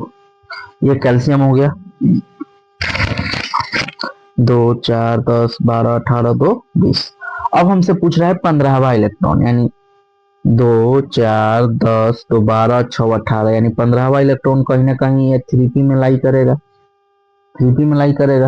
यहाँ तक तो 12 इलेक्ट्रॉन हो गया, और 6 तो 6 तो 12 6 18, तो इन्हीं 3p में 6 इलेक्ट्रॉन लाई करेगा, उसी में से कोई 15वां इलेक्ट्रॉन होगा। तो ये देखिए, यहाँ पे हमें निकालना है 3p6 के लिए। ठीक है, तो 3p में 3 ऑर्बिटल होंगे। n का वैल्यू क्या होगा? 3p के लिए 3 होगा। l का वैल्यू क्या होगा? p ऑर्बिटल है तो l का वैल्यू 1 होगा। अब n का वैल्यू निकालना है, तो n का वैल्यू जो है -1 से +1 के बीच होगा, यानी इसके लिए -1, इसके लिए 0 और इसके लिए 1। तो यहाँ पे देखिए दोस्तों, सबसे पहले एक एक इलेक्ट्रॉन डालेंगे p में, तो ये 13वां इलेक्ट्रॉन हो गया, ये 14वां हो गया, ये 15वां हो गया। तो 15वां इलेक्ट्रॉन कहाँ हुआ हमारा? ये हुआ, क्योंकि सबसे पहले ऑर्बिटल में एक एक पेयर करते हैं, नहीं कि इसमें 2 डायरेक्ट भर देंगे, नहीं, पहले एक एक भरेंगे फिर बाद में पेयरिंग स्टार्ट होता है। ये हो गया हमारा 15वां इलेक्ट्रॉन। ये 15वां इलेक्ट्रॉन हो गया, तो इसके लिए n का वैल्यू क्या होगा? +1, और s का वैल्यू क्या होगा? +1/2, क्योंकि क्लॉकवाइज ओरिएंटेशन है। ठीक है, नहीं समझ गए होंगे तो एक बार और समझिए। कैल्शियम के 15वें इलेक्ट्रॉन के बारे में पूछा है, तो हमने इसका इलेक्ट्रॉनिक कॉन्फ़िगरेशन किया। 3s2 3p6 4s2। हमसे पूछा है 15वें इलेक्ट्रॉन के बारे में। यहाँ पे 2 इलेक्ट्रॉन खत्म हो गया, ये 2 2 4 हो गया, ये 4 2 6 हो गया, 4 6 10 हो गया, 10 2 12, यानी यहाँ से हमें कोई काम नहीं है। यहाँ पे 12 इलेक्ट्रॉन खत्म हो गया। अब 12 के बाद p में 6 इलेक्ट्रॉन जा रहा है, यानी 12 + 6 18। हमसे पूछा है 15वां, यानी 3p6 में जो छठा 6 इलेक्ट्रॉन है, उसी में से कोई एक इलेक्ट्रॉन 15वां इलेक्ट्रॉन होगा। यहाँ तक कोई क्लियर है कि नहीं है? ठीक है, यहाँ पे 3p6 का हम डायग्राम बना लेते हैं। तो 3p6 का जब डायग्राम बनाए हम, तो 1 2 और 3 ऑर्बिटल होगा इसमें। ठीक है, 12 के बाद जो पहला इलेक्ट्रॉन जाएगा वो 13वां होगा। यहाँ पे 13वां इलेक्ट्रॉन जा रहा है, मैं दूसरा मार्कर से लिख रहा हूँ दोस्तों। यहाँ पे कौन सा इलेक्ट्रॉन जाएगा? 13वां। फिर यहाँ पे जो इलेक्ट्रॉन जाएगा वो 14वां जाएगा। यहाँ पे जो इलेक्ट्रॉन जाएगा वो 15वां जाएगा। दोस्तों ऐसा नहीं है कि यहाँ पे हम 2 इलेक्ट्रॉन पहले भर दिए, फिर 2 भर दिए, फिर 2 भर दिए, तो 12 13 14 यहाँ पे हो गया, 15 ये नहीं। पहले हम इलेक्ट्रॉन का पेयरिंग तब तक नहीं करते हैं जब तक कि आधा आधा इलेक्ट्रॉन सब में न चल जाए। सारा ऑर्बिटल जब तक एक एक इलेक्ट्रॉन फिल ना हो जाए तब तक हम इलेक्ट्रॉन का पेयरिंग नहीं करेंगे, ये नियम है। तो इसमें हमें क्या देखना है? हमें देखना है, ध्यान से देखिए, हमें देखना है दोस्तों कि p में 3 ऑर्बिटल हो गए, तो एक इलेक्ट्रॉन यहाँ जाएगा पहले, फिर एक इलेक्ट्रॉन यहाँ जाएगा, फिर एक इलेक्ट्रॉन यहाँ जाएगा, उसके बाद हम पेयरिंग स्टार्ट करेंगे। तो यहाँ पे 12 के बाद 13 इलेक्ट्रॉन यहाँ पे गया, 14 इलेक्ट्रॉन यहाँ पे गया, और 15वां इलेक्ट्रॉन यहाँ पे गया, 16वां ये हो गया, 17वां ये हो गया, 18 इलेक्ट्रॉन जो है यहाँ पे जाएगा। उसके बाद s में 2 इलेक्ट्रॉन जाएगा 19, और फिर एक 20। ठीक है, तो हमें बात करनी है 15वें इलेक्ट्रॉन की। तो 15वां इलेक्ट्रॉन तो हमारा ये है, ये वाला। ये कौन सा इलेक्ट्रॉन है? ये है 18 नंबर का। उसी तरह 14 नंबर का इलेक्ट्रॉन ये है, और ये वाला जो इलेक्ट्रॉन है ये है 16 नंबर का। ठीक है, 15 नहीं, ये 17 नंबर का। ठीक है, ठीक है, 13, 14, 15, फिर ये 16, फिर ये 17, फिर ये 18। ठीक है, तो अब हम बात कर रहे हैं 15वें नंबर इलेक्ट्रॉन का, इसका, इस इलेक्ट्रॉन के बारे में। तो इस इलेक्ट्रॉन के बारे में बात करेंगे तो सबसे पहले हम n का वैल्यू देखते हैं, ये 3 हो गया। p का वैल्यू देखते हैं, p के लिए l का वैल्यू 1 हो गया। m का वैल्यू जो है वो -1 से +1 के बीच होगा, यानी -1, 0 और 1। तो इसके लिए -1, इसके लिए 0, इसके लिए 1। हमारे इलेक्ट्रॉन किस ऑर्बिटल का है? इस ऑर्बिटल का है, तो इसके लिए m का वैल्यू क्या होगा? +1। तो हम ये पूरा पचड़ा हटा के यहाँ पे +1 लिख देते हैं। यहाँ पे m का वैल्यू क्या हो गया? +1। अब s का वैल्यू, ओरिएंटेशन देखना है, तो ये क्लॉकवाइज जा रहा है, ऊपर की तरफ क्लॉकवाइज, नीचे की तरफ एंटी क्लॉकवाइज। तो ये हमारा इलेक्ट्रॉन कैसा है? ऊपर में है, तो ऊपर में है तो +1/2। यहाँ तक क्लियर है कि नहीं? यहाँ तक क्लियर है कि नहीं, ये बताओ आप।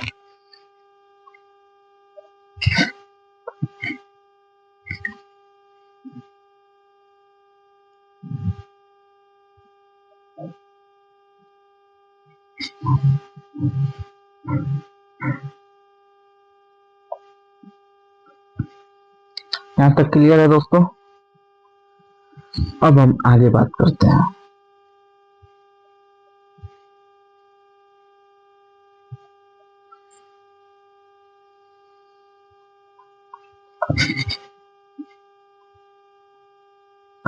अब आपसे नेक्स्ट टॉपिक के बारे में हम चर्चा करते हैं। बोल रहा है कोर इलेक्ट्रॉन और संयोजी इलेक्ट्रॉन क्या होते हैं? कोर इलेक्ट्रॉन क्या होते हैं? संयोजी इलेक्ट्रॉन क्या होते हैं? संयोजी इलेक्ट्रॉन को हम बोलते हैं वैलेंस इलेक्ट्रॉन। ठीक है, संयोजी इलेक्ट्रॉन को हम क्या बोलते हैं? Valence electron. ठीक है, ठीक है दोस्तों, कोर इलेक्ट्रॉन जो है उसे हम क्या बोलते हैं? सबसे बाहर वाली कक्षा को छोड़कर अंदर वाले सभी कक्षा में उपस्थित जो इलेक्ट्रॉन है उसे हम क्या बोलते हैं? कोर इलेक्ट्रॉन बोलते हैं। और बाहरी कक्षा में जो उपस्थित इलेक्ट्रॉन होते हैं उसे हम क्या बोलते हैं? वैलेंस इलेक्ट्रॉन बोलते हैं, संयोजी इलेक्ट्रॉन बोलते हैं। हम एग्जाम्पल लेके आपको पूरी की पूरी समझा देते हैं।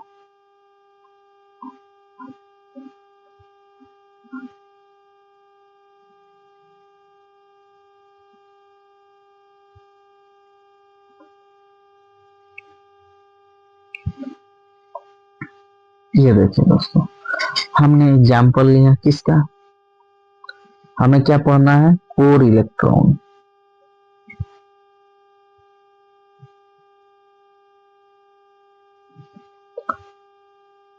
कोर इलेक्ट्रॉन,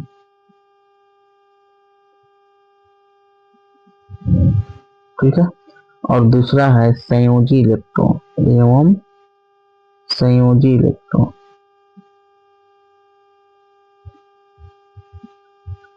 ठीक है, संयोजी इलेक्ट्रॉन, संयोजी इलेक्ट्रॉन को हम वैलेंस इलेक्ट्रॉन बोलते हैं। इसे क्या बोलते हैं? Valence electron. कहीं कहीं ये लिख के आ जाता है दोस्तों, और इसे कोर को कोर ही बोलेंगे। दोस्तों संयोजी इलेक्ट्रॉन क्या होते हैं? कोर इलेक्ट्रॉन क्या होते हैं? संयोजी इलेक्ट्रॉन होते हैं आउटर मोस्ट ऑर्बिट में, बाहरी कक्षा के इलेक्ट्रॉन। बाहरी कक्ष में जो इलेक्ट्रॉन होता है उसी को हम कहते हैं कोर संयोजी इलेक्ट्रॉन। और बाहरी कक्ष को छोड़ के बाकी जितने इलेक्ट्रॉन होते हैं उसे हम कोर इलेक्ट्रॉन कहते हैं। एग्जाम्पल के थ्रू आप समझ लो। ये है हमारा, ये देखिए दोस्तों, ये देखिए, ये हो गया फर्स्ट ऑर्बिट, ये सेकेंड ऑर्बिट, ये थर्ड ऑर्बिट। ठीक है, अब हम बात करते हैं कार्बन की। किसकी बात कर रहे हैं? कार्बन का इलेक्ट्रॉनिक नंबर, एटॉमिक नंबर होता है 6। तो दोस्तों कार्बन के फर्स्ट ऑर्बिट में कितने इलेक्ट्रॉन होंगे? 2 इलेक्ट्रॉन, फिर 2s2, 2p6, 2p2। ये हो गया हमारा इलेक्ट्रॉनिक कॉन्फ़िगरेशन। तो फर्स्ट ऑर्बिट में 2 इलेक्ट्रॉन, फर्स्ट ऑर्बिट में कितने इलेक्ट्रॉन? 2 इलेक्ट्रॉन। ये हो गया 2 इलेक्ट्रॉन। ठीक है, सेकेंड ऑर्बिट में कितने इलेक्ट्रॉन है? 4 इलेक्ट्रॉन है। ये 4 इलेक्ट्रॉन, 1 2 3 4। तो आउटर मोस्ट ऑर्बिट बाहरी कक्षा हुआ, तो बाहरी कक्षा में कितने इलेक्ट्रॉन है कार्बन के? 4 इलेक्ट्रॉन है। तो इन चारों इलेक्ट्रॉन को हम क्या बोलेंगे? वैलेंस इलेक्ट्रॉन बोलेंगे, Ve, यानी संयोजी इलेक्ट्रॉन बोलेंगे। क्या बोलेंगे? संयोजी इलेक्ट्रॉन। ठीक है, और जो अंदर के 2 कक्षा में इलेक्ट्रॉन बच गया, ये 2 इलेक्ट्रॉन बच गया, इसे हम बोलेंगे कोर इलेक्ट्रॉन। क्या बोलेंगे? Core electron. इसे हम क्या बोलेंगे? कोर इलेक्ट्रॉन बोलेंगे दोस्तों। ठीक है, यहां तक कोई दिक्कत है तो आप बताइए। इसे क्या बोलेंगे दोस्तों? हम संयोजी इलेक्ट्रॉन बोलेंगे, इसे हम कोर इलेक्ट्रॉन बोलेंगे। अब एक नेक्स्ट और एग्जांपल लेके मैं आपको समझा देता हूं।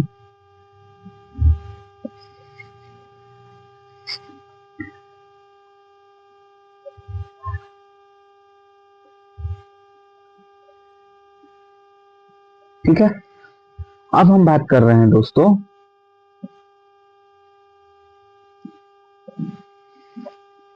कैल्शियम की। कैल्शियम का एटॉमिक नंबर होता है 20। ये हो गया इसका 1s2, ये हो गया 2s2, 2p6, 3s2, 3p6, 4s2। दोस्तों ये डायग्राम मैं समझने के लिए बता रहा हूँ, बाकी आप यहाँ से भी कोर इलेक्ट्रॉन और संयोजी इलेक्ट्रॉन निकाल सकते हो, मैं आपको बताऊंगा। पहले ये डायग्राम के माध्यम से समझ लो एक बार आप। यहाँ पे देखिए फर्स्ट ऑर्बिट में कितने इलेक्ट्रॉन है? 2 इलेक्ट्रॉन है, तो फर्स्ट ऑर्बिट में हमने 2 इलेक्ट्रॉन रख दिया।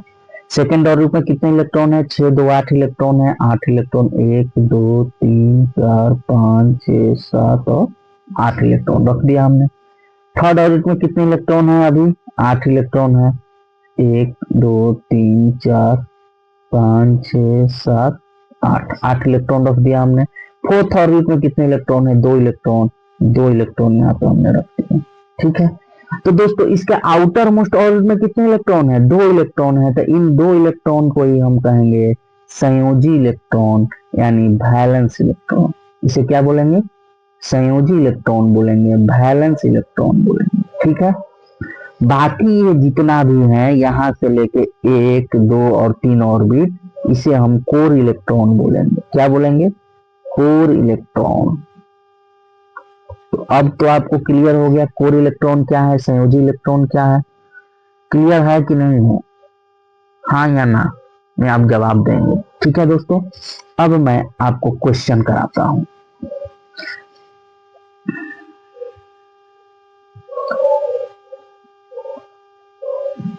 कोर इलेक्ट्रॉनों की संख्या है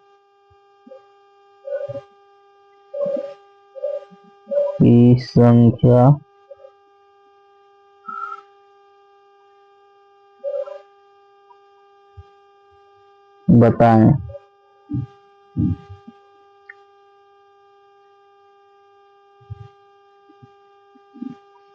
पहला है हमारा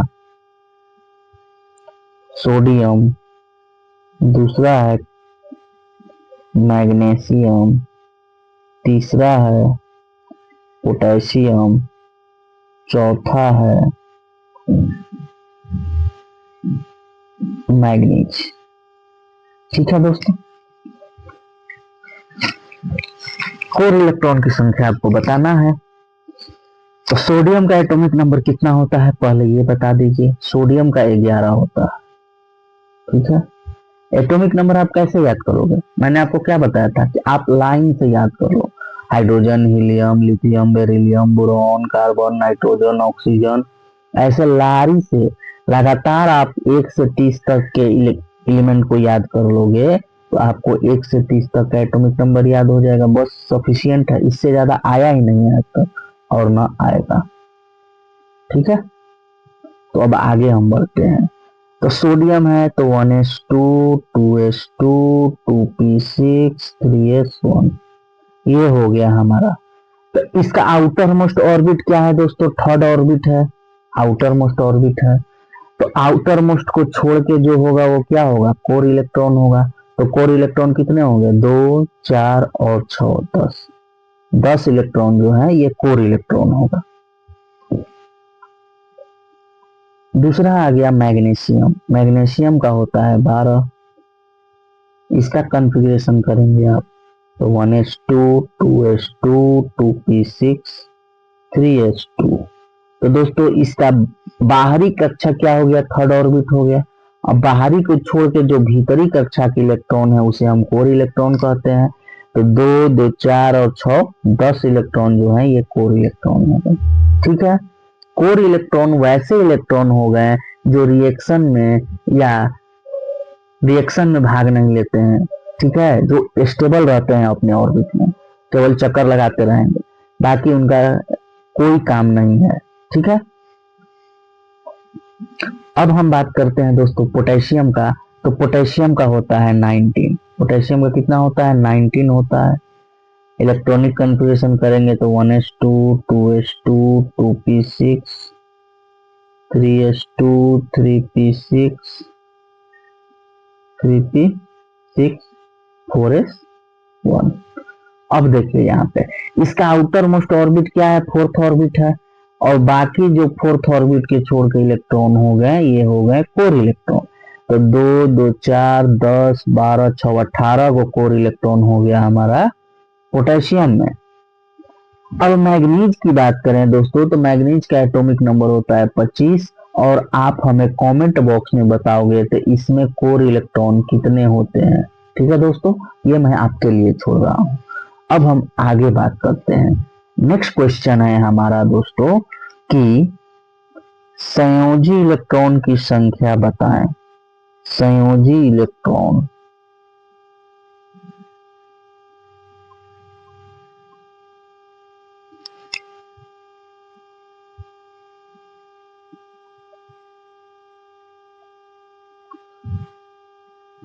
पहला है कैल्शियम में, दूसरा है मैग्नीशियम में, तीसरा है क्लोरीन में, और चौथा है सल्फर में, पांचवा है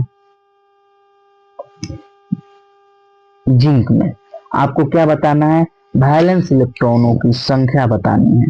क्या बताना है, वैलेंस इलेक्ट्रॉनों की संख्या बतानी है। ठीक है दोस्तों, कैल्शियम का एटॉमिक नंबर होता है 20।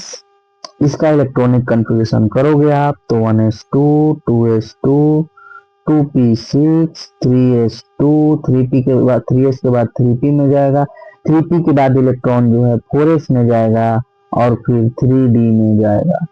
ठीक है, तो यहाँ पे इलेक्ट्रॉन कितना हो गया, 2 2 4 10 12 18 2 20, और 20 पे ही कहानी खत्म हो गया। तो हमारा आउटर मोस्ट ऑर्बिट क्या है, फोर्थ ऑर्बिट है, और आउटर मोस्ट ऑर्बिट में जो इलेक्ट्रॉन होता है वही वैलेंस इलेक्ट्रॉन होता है। बाकी ये क्या हो जाएगा, ये तो कोर इलेक्ट्रॉन हो गया। तो वैलेंस इलेक्ट्रॉन की संख्या कितनी है, 2 है, और कोर इलेक्ट्रॉन आपसे पूछेगा तो 18 है। उसी तरह मैग्नीशियम की आप बात करोगे तो मैग्नीशियम का एटॉमिक नंबर होता है 12।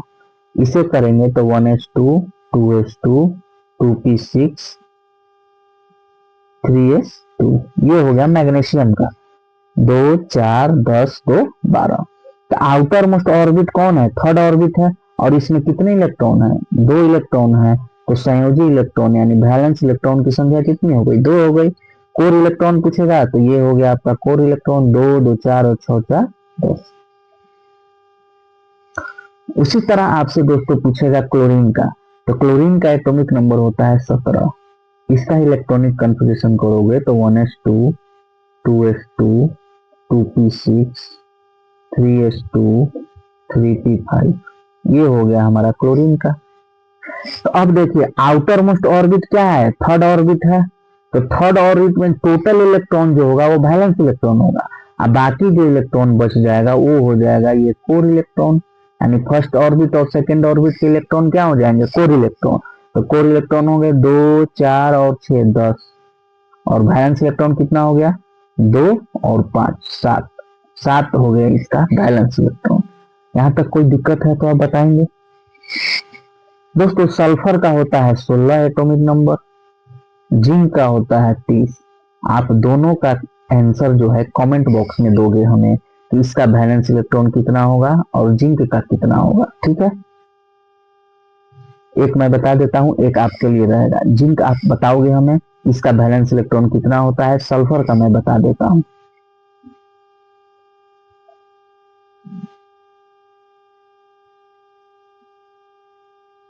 ठीक है, ये देखिए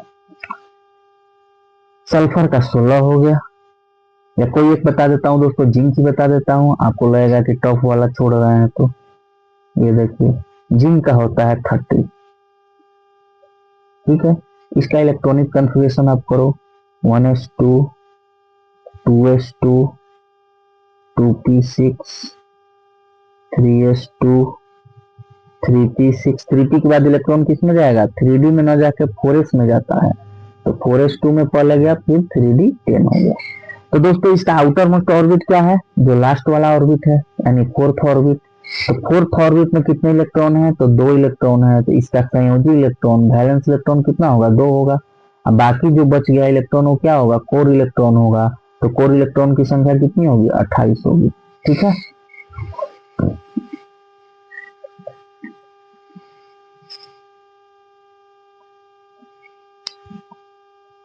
तो दोस्तों कोर इलेक्ट्रॉन और संयोजी इलेक्ट्रॉन मैंने आपको बता दिया। ठीक है, अब इसी में कुछ इंपॉर्टेंट टर्म है दोस्तों जो कि मैं आपको बता रहा हूं।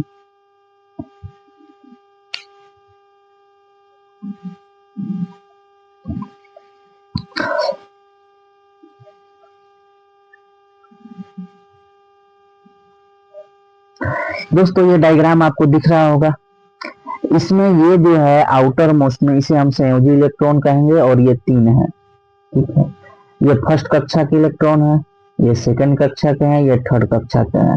तो फर्स्ट सेकंड थर्ड के जो इलेक्ट्रॉन है ये क्या है, कोर इलेक्ट्रॉन है। अब फोर्थ ऑर्बिट वाला क्या है, वैलेंस इलेक्ट्रॉन है। ठीक है, अब हम बात कर रहे हैं दोस्तों, सबसे लास्ट कक्षा जो है उसे हम अल्टीमेट सेल कहते हैं। क्या कहते हैं, सबसे लास्ट कक्षा को हम क्या कहते हैं, अल्टीमेट सेल कहते हैं।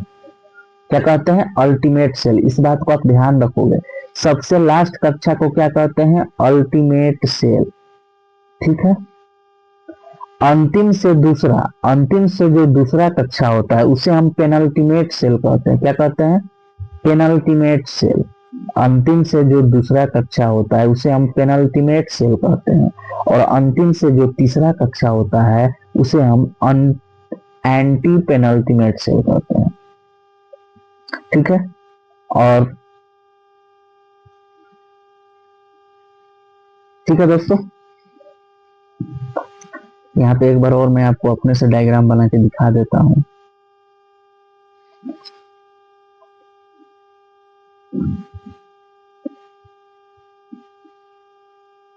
ठीक है दोस्तों, यहाँ पे ध्यान से देखिए दोस्तों, ये लास्ट सेल जो है इसे हम क्या कहेंगे, इसे हम अल्टीमेट सेल कहते हैं। अल्टीमेट, एक मिनट,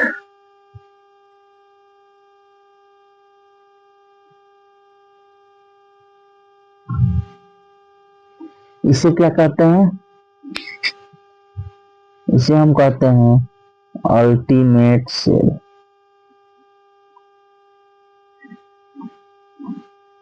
ठीक है, ठीक है, लास्ट से दूसरा जो होता है उसे हम पेनल्टीमेट सेल कहेंगे। लास्ट हो गया, लास्ट से पहला ये और लास्ट से दूसरा ये, तो लास्ट से दूसरा जो है इसे हम क्या कहेंगे, पेनल्टीमेट सेल। पेन अल्टीमेट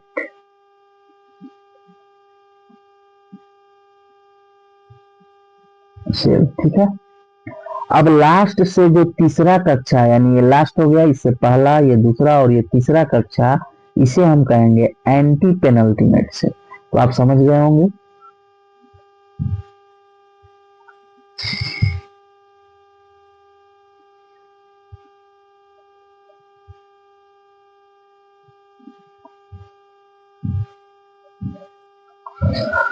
अब हम आगे बात करते हैं।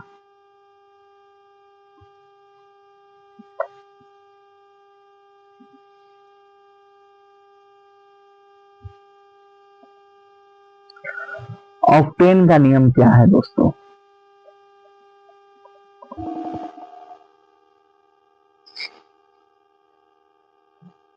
ऑक्टेन का नियम क्या है?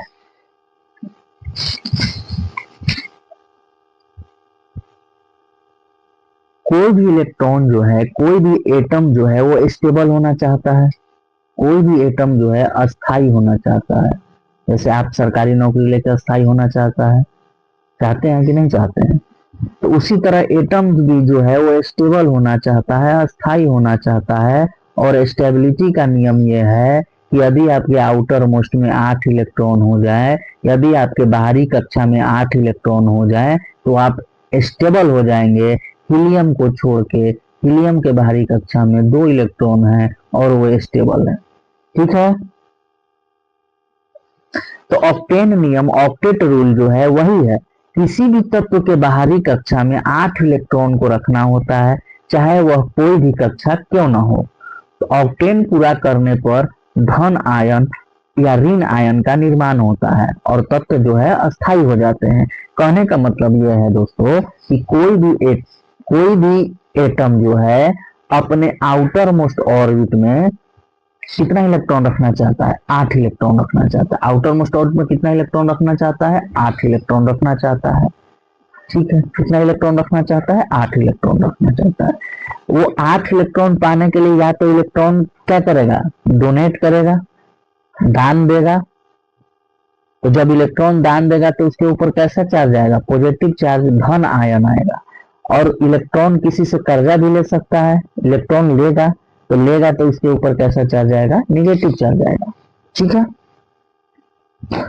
तो कौन सा एटम जो है इलेक्ट्रॉन लेगा, कौन सा नहीं लेगा, कौन सा डोनेट करेगा, इन सारी चीजों की चर्चा हम आपको विस्तार में बताते हैं।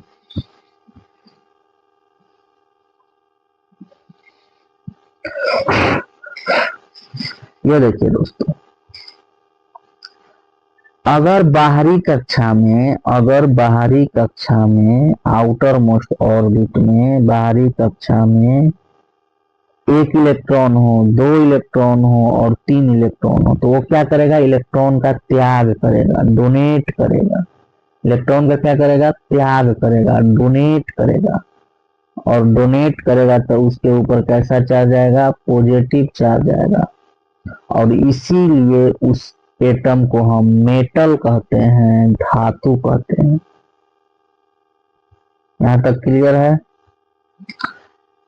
अगर आउटर मोस्ट ऑर्बिट में यानी किसी भी एटम का, परमाणु का वैलेंस इलेक्ट्रॉन, संयोजी इलेक्ट्रॉन 1 हो, 2 हो या 3 हो, तो वो एटम का क्या, इलेक्ट्रॉन का क्या करेगा? हमेशा त्याग करेगा, डोनेट करेगा और इसके ऊपर पॉजिटिव चार्ज आएगा। और उन सारे एटम को, जो एटम को डोनेट करते हैं, उन्हें हम मेटल के नाम से जानते हैं, धातु के नाम से जानते हैं। उसी तरह बाहरी कक्षा में वैलेंस इलेक्ट्रॉन, बाहरी कक्षा में वैलेंस इलेक्ट्रॉन, तो बाहरी कक्षा में यदि 5 इलेक्ट्रॉन हो, 6 इलेक्ट्रॉन हो और 7 इलेक्ट्रॉन हो, तो क्या करेगा? एटम ये क्या करेगा? गेन करेगा। ये क्या करेगा? गेन करेगा, इलेक्ट्रॉन लेगा।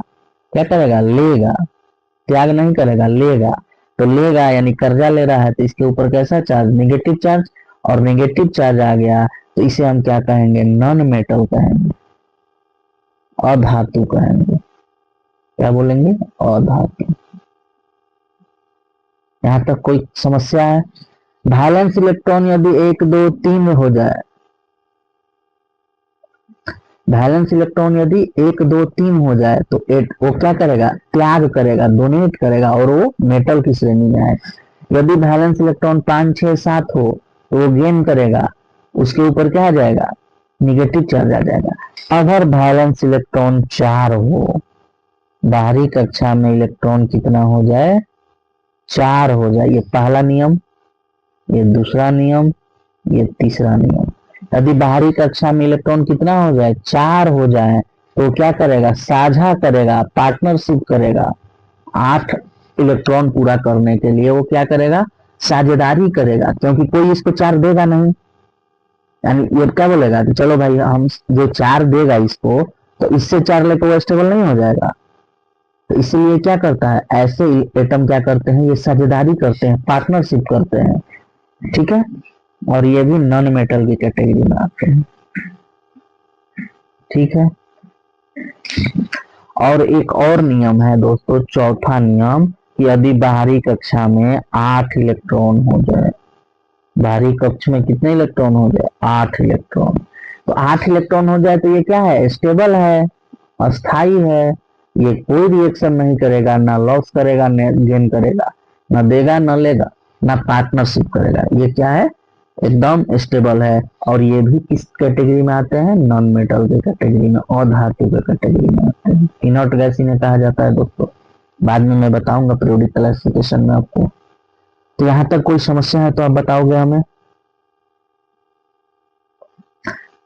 आप समझ गए कि कौन सा एटम क्या करेगा, डोनेट करेगा, कौन सा गेन करेगा, कौन सा पार्टनरशिप करेगा। अब हम बात कर रहे हैं एग्जाम्पल। एग्जाम्पल में सबसे पहला एग्जाम्पल आता है सोडियम का, फिर एग्जाम्पल आता है मैग्नीशियम का, फिर हम एग्जाम्पल लेंगे दोस्तों क्लोरीन का, और फिर एग्जाम्पल लेंगे किस चीज का, सल्फर का। ठीक है, ये 4 एग्जाम्पल के थ्रू मैं आपको समझाता हूं। तो यहाँ पे देखिए सोडियम का क्या करेंगे हम, सोडियम का कर रहे हैं कॉन्फ़िगरेशन 2p6 3s2 3p 2 4 10 2 12, 12 तक यहाँ तक तो जाएगा ही नहीं दोस्तों, यहाँ पे क्या आ जाएगा 3s1। इसका बैलेंस इलेक्ट्रॉन कितना है, बैलेंस इलेक्ट्रॉन इसका है 1, सोडियम का बैलेंस इलेक्ट्रॉन कितना है, 1 है। ठीक है, सोडियम का बैलेंस इलेक्ट्रॉन कितना है, 1 है। क्लोरीन का बात कर रहे हैं हम दोस्तों 1s2 2s2 2p6 3s2 3p5। इसका बैलेंस इलेक्ट्रॉन कितना है, तो इसका बैलेंस इलेक्ट्रॉन है 7, ये 7। ठीक है, तो दोस्तों ऑक्टेट पूरा करने के लिए इसे क्या चाहिए, ऑक्टेट पूरा करने के लिए इसे 7 इलेक्ट्रॉन चाहिए, और इसे ऑक्टेट पूरा करने के लिए 1 इलेक्ट्रॉन चाहिए। ठीक है, तो दोस्तों कोई भी इसे 7 इलेक्ट्रॉन देगा, नहीं देगा। तो इसके पास एक और ऑप्शन क्या है, अगर ये अपना 1 इलेक्ट्रॉन ये हटा दे तो इसके बाहरी कक्षा में कितना इलेक्ट्रॉन है, 8 इलेक्ट्रॉन है कि कि नहीं है, है। तो ये ऑक्टेट नियम बना सकता है। तो इसके पास ऑप्शन क्या है, ये 1 इलेक्ट्रॉन किसी को दे दे। तो ये किसे 1 इलेक्ट्रॉन इसका कौन लेगा, वो लेगा जिसे 1 इलेक्ट्रॉन की आवश्यकता होगी। तो क्लोरीन को 1 इलेक्ट्रॉन की आवश्यकता है, और मैग्नीशियम सोडियम को क्या है, 1 इलेक्ट्रॉन देना है, क्लोरीन को 1 इलेक्ट्रॉन लेना है। तो ये सोडियम से बोलेगा कि भैया हमें 1 इलेक्ट्रॉन दे दो। ठीक है, जैसे ही ये 1 इलेक्ट्रॉन देगा तो क्लोरीन के ऊपर आ जाएगा एगो माइनस चार्ज, और जैसे ही 1 इलेक्ट्रॉन ये देगा तो इसके ऊपर आ जाएगा एगो प्लस चार्ज। तो यहाँ पे Na प्लस बनेगा और Cl माइनस बनेगा, और जब दोनों कंबाइन कर लेंगे तो NaCl एक कंपाउंड बन जाता है, जिसे हम साल्ट कहते हैं। समझ में आया कुछ। तो उसी तरह जितने भी वैलेंस इलेक्ट्रॉन जिनका 1 2 3 होगा वो डोनेट करेंगे, और जिनका वैलेंस इलेक्ट्रॉन कितना होगा 5 6 7 होगा वो क्या करेंगे, लेंगे। जैसे मैग्नीशियम का कितना होगा 1s2 2s2 2p6 3s2, valence electron कितना है मेरे भाई 2। क्लोरीन का वैलेंस इलेक्ट्रॉन कितना है,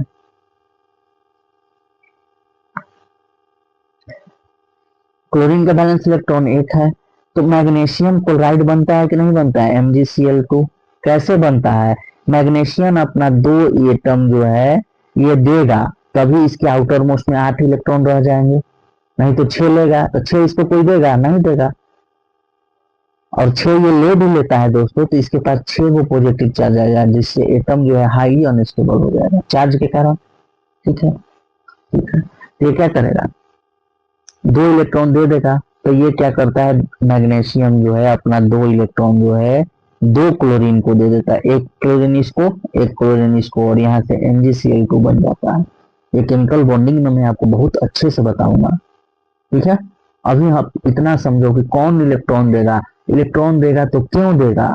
ठीक है, अब जैसे हम एग्जाम्पल लेते हैं दोस्तों,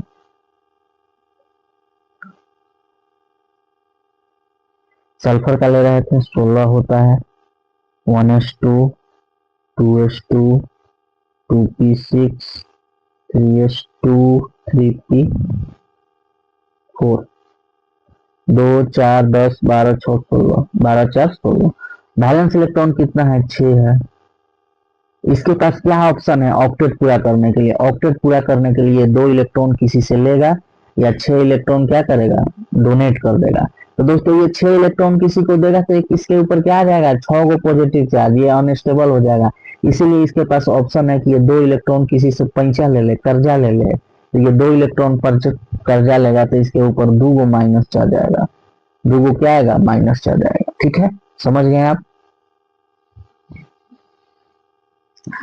अब हम बात करते हैं नियॉन की। नियॉन का कितना होता है? 10 होता है। इसका 1s2 2s2 2p6। तो दोस्तों इसके आउटर मोस्ट ऑर्बिट में ऑलरेडी कितने इलेक्ट्रॉन है? 8 इलेक्ट्रॉन है। तो ये ना लॉस करेगा, no loss no gain, no loss no gain. ये इनर्ट गैस कहलाते हैं, अक्रिय गैस। ये कोई रिएक्शन नहीं करते हैं। पीरियोडिक टेबल में मैं आपको सारा डिटेल्स बताऊंगा। ठीक है, तो आप समझ गए। यदि आउटर मोस्ट ऑर्बिट में 1 रहे, 2 रहे, 3 रहे तो ये क्या करेगा? देगा, लॉस करेगा इलेक्ट्रॉन का। 5 रहे, 6 रहे, 7 रहे आउटर मोस्ट ऑर्बिट में इलेक्ट्रॉन तो ये क्या करेगा? गेन करेगा। और जितना गेन करेगा उतना इसके ऊपर क्या आएगा? नेगेटिव चार्ज आएगा। ठीक है, उसी तरह 4 रहे तो ये क्या करेगा? पार्टनरशिप। और पार्टनरशिप में कोई चार्ज का फॉर्मेशन नहीं होता है, नो चार्ज, कोई आवेश का फॉर्मेशन नहीं होता है, वहां पे बॉन्ड बनता है। ठीक है, तो चलिए अब हम आगे बात करते हैं।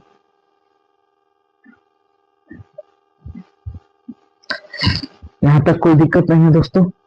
ठीक है, ऑक्टेन नियम आप समझ गए।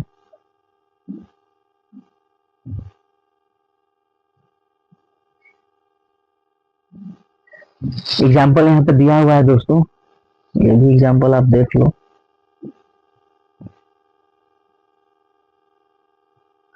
यहाँ पे देखिए दोस्तों, सोडियम का एग्जाम्पल दिया हुआ है। इसका इलेक्ट्रॉनिक कॉन्फ़िगरेशन कितना लिखा है? 281, वही है 281। यहाँ पे ऐसे लिख दिया है 1s2 2s2 2p6 3s1। यानी फर्स्ट ऑर्बिट में 2 इलेक्ट्रॉन, सेकेंड ऑर्बिट में 8 इलेक्ट्रॉन और थर्ड ऑर्बिट में 1 इलेक्ट्रॉन। तो यही 281 यहाँ पे लिखा हुआ है। ठीक है, तो 281 का मतलब है कि इसके बाहरी कक्षा में 1 इलेक्ट्रॉन है। ठीक है, तो बाहरी कक्षा में कितना इलेक्ट्रॉन चाहिए? 8 इलेक्ट्रॉन चाहिए, तभी तो यह स्टेबल होगा। तो बाहरी कक्षा में से 1 इलेक्ट्रॉन को निकालना आसान है, बशर्ते 7 इलेक्ट्रॉन को ग्रहण करना। तो ये क्या करेगा? 1 इलेक्ट्रॉन अपना आसानी से दे देगा। उसी तरह कैल्शियम का एग्जाम्पल है, 2 इलेक्ट्रॉन ये दे देगा, ना कि 6 इलेक्ट्रॉन ग्रहण करेगा। ठीक है, अब हम आपको मैंने क्या क्या बता दिया है? वैलेंस इलेक्ट्रॉन के बारे में बता दिया, कोर इलेक्ट्रॉन के बारे में बता दिया, कौन सा एटम डोनेट करेगा, कौन सा एटम गेन करेगा, कौन मेटल होगा, कौन नॉन मेटल होगा, आयंस के बारे में भी मैं बता चुका हूं। अब हम मोस्ट इंपोर्टेंट टॉपिक है वैलेंसी, संयोजकता, इसके बारे में चर्चा करेंगे। वैलेंसी के बारे में क्या चर्चा करना है दोस्तों? संयोजकता क्या होता है? किसी तत्व के इलेक्ट्रॉनों से संयोग करने की जो क्षमता होती है, कंबाइनिंग पावर होती है, उसी को हम संयोजकता कहते हैं। किसी तत्व के इलेक्ट्रॉनों से संयोग करने की जो क्षमता होती है उसी को हम क्या कहते हैं? संयोजकता कहते हैं। संयोजकता जो है संयोजी इलेक्ट्रॉन पे डिपेंड करता है। ठीक है, ये क्या करता है? किसी एलिमेंट में कितना आयन फॉर्मेशन होगा ये बताता है वैलेंसी। यानी जो एलिमेंट, कोई परमाणु कितना एटम दे सकता है या कितना लेगा, ये कौन बताता है? वैलेंसी बताता है। ठीक है, ठीक है। तो यहां से देखिए, संयोजी इलेक्ट्रॉनों के आधार पर किसी भी तत्व की संयोजकता निकाली जा सकती है। सबसे बाहरी कक्षा में कितने इलेक्ट्रॉन मौजूद है, संयोजकता उस पर निर्भर करता है। ठीक है, वैलेंसी का मतलब होता है वैसे इलेक्ट्रॉन जो बॉन्ड बनाने में मदद करेंगे। ठीक है, तो अब हम बात कर रहे हैं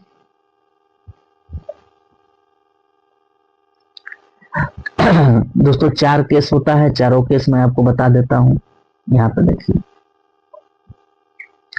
पहला केस है केस फर्स्ट। यदि संयोजी इलेक्ट्रॉन 1 2 3 4 हो, संयोजी इलेक्ट्रॉन की संख्या कितनी हो? 1 हो, 2 हो, 3 हो या 4 हो, तो वैलेंसी जो है वैलेंस इलेक्ट्रॉन के बराबर होगा, यानी संयोजकता जो है संयोजी इलेक्ट्रॉन के बराबर होगा। ठीक है, हम एग्जाम्पल लेते हैं एल्युमिनियम। एल्युमिनियम का वैलेंस इलेक्ट्रॉन होता है 3, तो इसका वैलेंसी भी 3 होगा। यदि वैलेंस इलेक्ट्रॉन 1 हो, 2 हो, 3 हो और 4 हो, तो वैलेंसी और वैलेंस इलेक्ट्रॉन बराबर होंगे, संयोजकता और संयोजी इलेक्ट्रॉन क्या होंगे, बराबर होंगे। यदि संयोजी इलेक्ट्रॉन की संख्या 5 हो जाए, 6 हो जाए, 7 हो जाए और 8 हो जाए, तो हमें वैलेंसी निकालने के लिए 8 में से वैलेंस इलेक्ट्रॉन यानी संयोजी इलेक्ट्रॉन को घटाना होगा। ठीक है, जैसे ऑक्सीजन है, तो ऑक्सीजन का होता है 1s2 2s2 2p4, वही होता है। तो दोस्तों वैलेंस इलेक्ट्रॉन कितना है ऑक्सीजन का, 6 है, तो इसका वैलेंसी क्या होगा, 8 में से वैलेंस इलेक्ट्रॉन को घटा देंगे तो 2 आ जाए। उसी तरह क्लोरीन का एग्जाम्पल लिया है, क्लोरीन का वैलेंस इलेक्ट्रॉन कितना है, 7 है, तो वैलेंस इलेक्ट्रॉन क्लोरीन का कितना है, 7 है, तो वैलेंसी कितना हो जाएगा, 8 में से 7 को घटाएंगे तो 1 हो जाएगा वैलेंसी। उसी तरह दोस्तों मैग्नीशियम है, तो मैग्नीशियम का वैलेंस इलेक्ट्रॉन कितना है, 2 है, तो वैलेंसी क्या हो जाएगा, 2 हो जाएगा, क्योंकि वैलेंस इलेक्ट्रॉन 1 2 3 4 रहा है, तो वैलेंसी और वैलेंस इलेक्ट्रॉन दोनों बराबर होगा। यदि 4 से ज्यादा रहेगा तो 8 में से हमें घटाना पड़ेगा। तो दोस्तों अब हम क्वेश्चन लेंगे, संयोजकता निकालना है।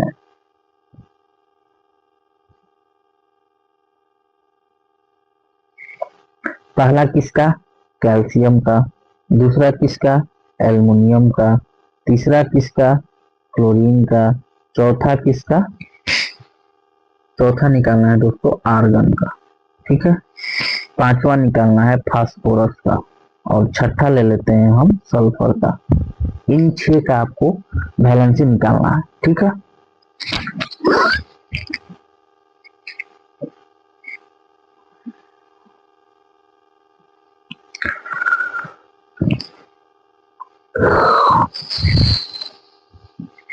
दोस्तों कैल्शियम का कितना होता है, 20 होता है। इसका इलेक्ट्रॉनिक कन्फिग्रेशन करोगे तो 1s2 2s2 2p6 3s2 3p6 4s2, तो वैलेंस इलेक्ट्रॉन कितना आया, 2 आया। वैलेंस इलेक्ट्रॉन संयोजी इलेक्ट्रॉन कितना आया, 2 आया, तो वैलेंस इलेक्ट्रॉन और संयोजकता क्या हो जाएगा, बराबर हो जाएगा, इसका वैलेंसी भी 2 होगा।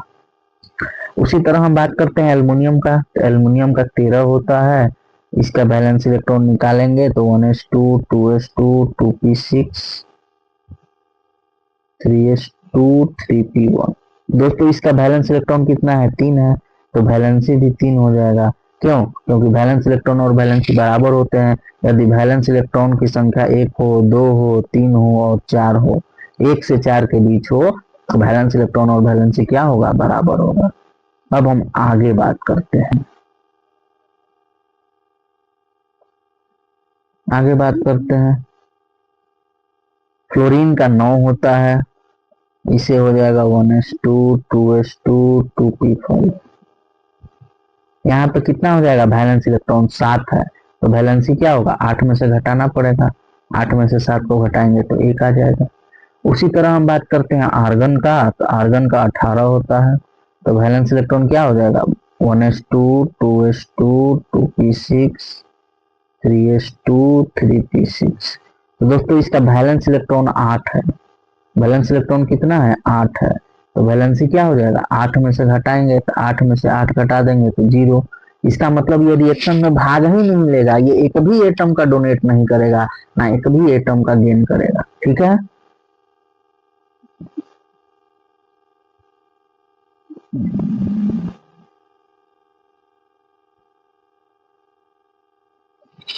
अब हम बात कर रहे हैं फास्फोरस का। फास्फोरस का एटॉमिक नंबर 15 होता है, और कमेंट बॉक्स में आप कमेंट करोगे। दोस्तों फर्स्ट कमेंट जो करेगा मैं उसका नाम जरूर मेंशन करूंगा। वैलेंसी कितना होगा प्लीज आप कमेंट बॉक्स में जरूर बताएं फास्फोरस का।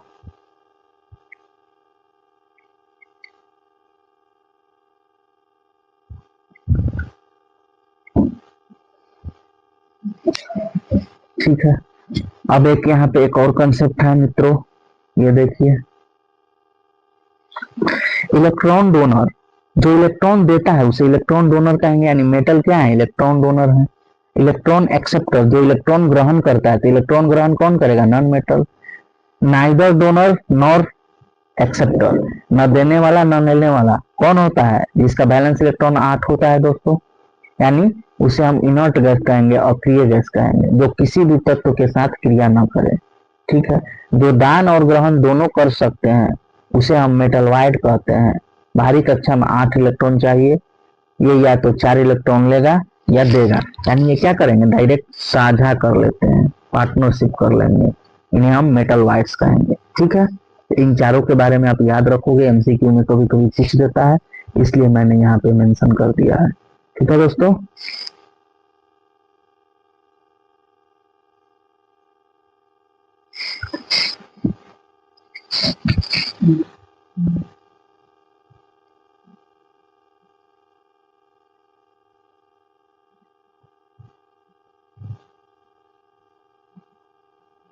ठीक है।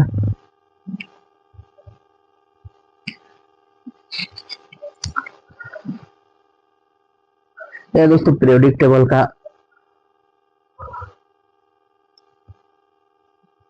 टेबल का लोकेशन दर्शाया है, यह मैं आपको सेपरेट आवर्त सारणी जहां पढ़ाऊंगा वहां मैं बता दूंगा। ठीक है, अभी नहीं बता सकते, अभी बताएंगे तो बहुत दिक्कत हो जाएगा। ये हमारा पीरियोडिक टेबल है। ठीक है, ये पी ब्लॉक है, ये डी ब्लॉक है, ये एस ब्लॉक है, ये एफ ब्लॉक है। अभी आपको समझ में नहीं आएगा दोस्तों, ये आवर्त सारणी में हम स्पेशली आपको बता देंगे। इलेक्ट्रॉनिक कॉन्फ़िगरेशन के माध्यम से ही आप एटम का पीरियड निकाल सकते हैं, तो किस पीरियड का एटम है, किस ग्रुप का है, किस समूह का है। ठीक है, वो सारा चीज आप बता दोगे। जैसे आपसे कोई पूछेगा कोबाल्ट किस ग्रुप का है, तो यहाँ पे आपको गिनना पड़ेगा ना, 1 2 3 4 5 6 7 8 9, 9th ग्रुप का है। ये तीसरा 1 पीरियड 2 पीरियड 3 4 चौथा पीरियड का एलिमेंट है। ठीक है, लेकिन ऐसा नहीं है, आपको एटम का नाम बताएगा, एलिमेंट का नाम बताएगा, आप डायरेक्ट बता सकते हो बिना पीरियोडिक टेबल देखे। वो सारी चीजें मैं आपको बताऊंगा आवर्त सारणी के सेपरेट लेक्चर में। ठीक है, अभी हम आगे बढ़ते हैं। ठीक है,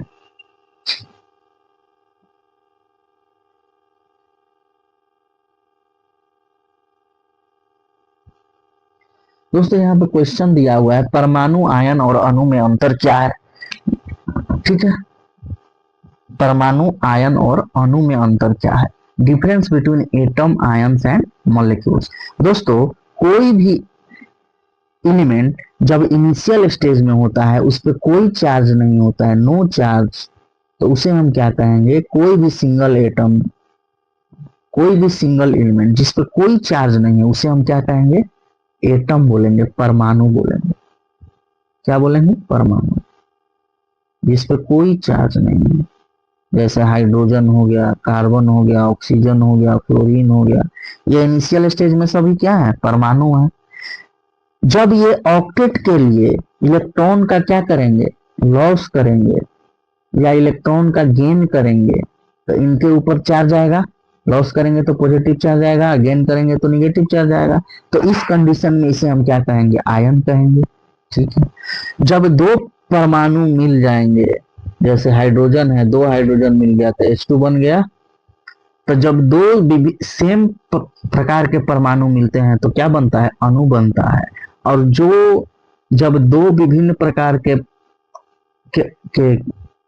एलिमेंट मिलते हैं तो उसे हम क्या कहेंगे, यौगिक कहते हैं।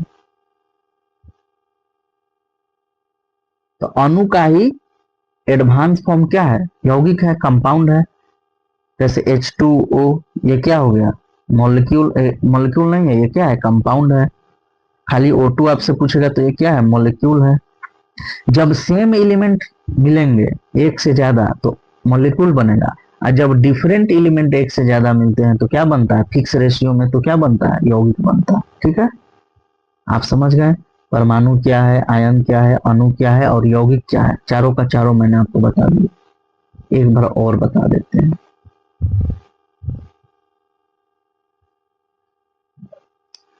यहाँ नोट्स में ही देख लेते हैं। देखिए यहाँ पे क्या दिखा है, हाइड्रोजन लिखा है। हाइड्रोजन का परमाणु संख्या 1 होता है। तो तत्व की सबसे छोटी इकाई क्या है, परमाणु है। फर्स्ट ऑर्बिट में 1 है, ठीक है। मैक्सिमम 2 इलेक्ट्रॉन रह सकते हैं फर्स्ट इलेक्ट्रॉन में। फर्स्ट ऑर्बिट में मैक्सिमम कितने इलेक्ट्रॉन रह सकते हैं, 2 इलेक्ट्रॉन। तो हाइड्रोजन के पास ऑप्शन क्या है, या तो ये 1 इलेक्ट्रॉन ले सकता है या ये इलेक्ट्रॉन क्या कर सकता है, दे सकता है, ठीक है। तो अभिक्रिया में परमाणु जो है केमिकल रिएक्शन में भाग नहीं लेते हैं, रासायनिक अभिक्रिया में भाग नहीं लेते हैं। परमाणु जो है रासायनिक अभिक्रिया में भाग नहीं लेते हैं। क्यों नहीं लेते हैं, क्योंकि ये स्टेबल होते हैं, इनके ऊपर कोई चार्ज नहीं होता है। ठीक है। आयंस इसमें भाग लेते हैं, रासायनिक अभिक्रिया में भाग लेते हैं। परमाणु का ही दूसरा फॉर्म क्या है, आयन है। जब एटम जो है स्टेबिलिटी के लिए ऑक्टेट रूल पूरा करने के लिए इलेक्ट्रॉन लेता है या देता है तो उसके ऊपर क्या आता है, चार्ज आता है, आवेश आता है, और उस आवेश को ही हम क्या कहते हैं, आयन कहते हैं। तो रासायनिक अभिक्रिया में परमाणु भाग लेते हैं कि नहीं लेते हैं, नहीं लेते हैं, क्योंकि परमाणु के ऊपर कोई चार्ज नहीं होता है, ठीक है। रासायनिक अभिक्रिया में कौन भाग लेता है, आयन भाग लेते हैं, इस बात का आप ध्यान रखो, ठीक है।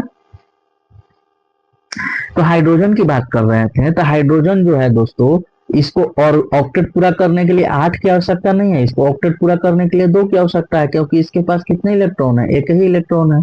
या तो ये मैंने आपको क्या बोला था, ऑक्टेट रूल में मैंने आपको बताया कि ऑक्टेट पूरा करने के लिए आउटर मोस्ट में 2 इलेक्ट्रॉन चाहिए या 8 इलेक्ट्रॉन चाहिए, ठीक है। 2 इलेक्ट्रॉन, आउटर मोस्ट में 2 इलेक्ट्रॉन, ये एक्सेप्शन है। लेकिन किसी एटम के कोई एटम के आउटर मोस्ट में 2 इलेक्ट्रॉन भी होता है तो वो स्टेबल होता है, क्योंकि उसके पास इलेक्ट्रॉनिक एटॉमिक नंबर उसका बहुत कम है। जैसे हीलियम के बारे में मैंने बताया था, स्टेबल है वो।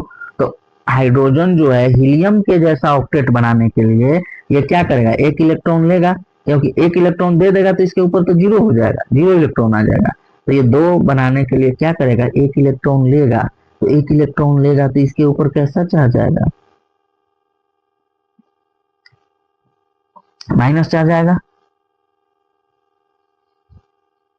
1 इलेक्ट्रॉन देगा तो इसके ऊपर कैसा चार्ज, माइनस चार्ज। और 1 इलेक्ट्रॉन लेगा तो इसके ऊपर कैसा चार्ज आएगा, माइनस चार्ज। और 1 इलेक्ट्रॉन देगा तो इसके ऊपर कैसा चार्ज आएगा, प्लस चार्ज। दोनों स्थिति बता रहा है यहाँ पे, देखिए हाइड्रोजन 1 इलेक्ट्रॉन देगा तो इसके पास क्या बच जाएगा, 0 इलेक्ट्रॉन बच जाएगा। और जब हाइड्रोजन 1 इलेक्ट्रॉन लेगा तो इसके ऊपर इलेक्ट्रॉन कितना बच जाएगा, 2 बच जाएगा, एक पहले से और आ गया तो H माइनस हो जाएगा। तो H प्लस भी होता है, H माइनस भी होता है, ठीक है, ध्यान से देख लेंगे। हाइड्रोजन गैस 2 या 2 से अधिक परमाणुओं के मिलने से अणु बनता है।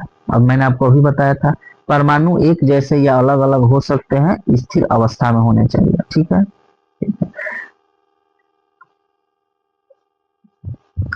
अणु का ही एडवांस फॉर्म क्या है, यौगिक है, कंपाउंड है।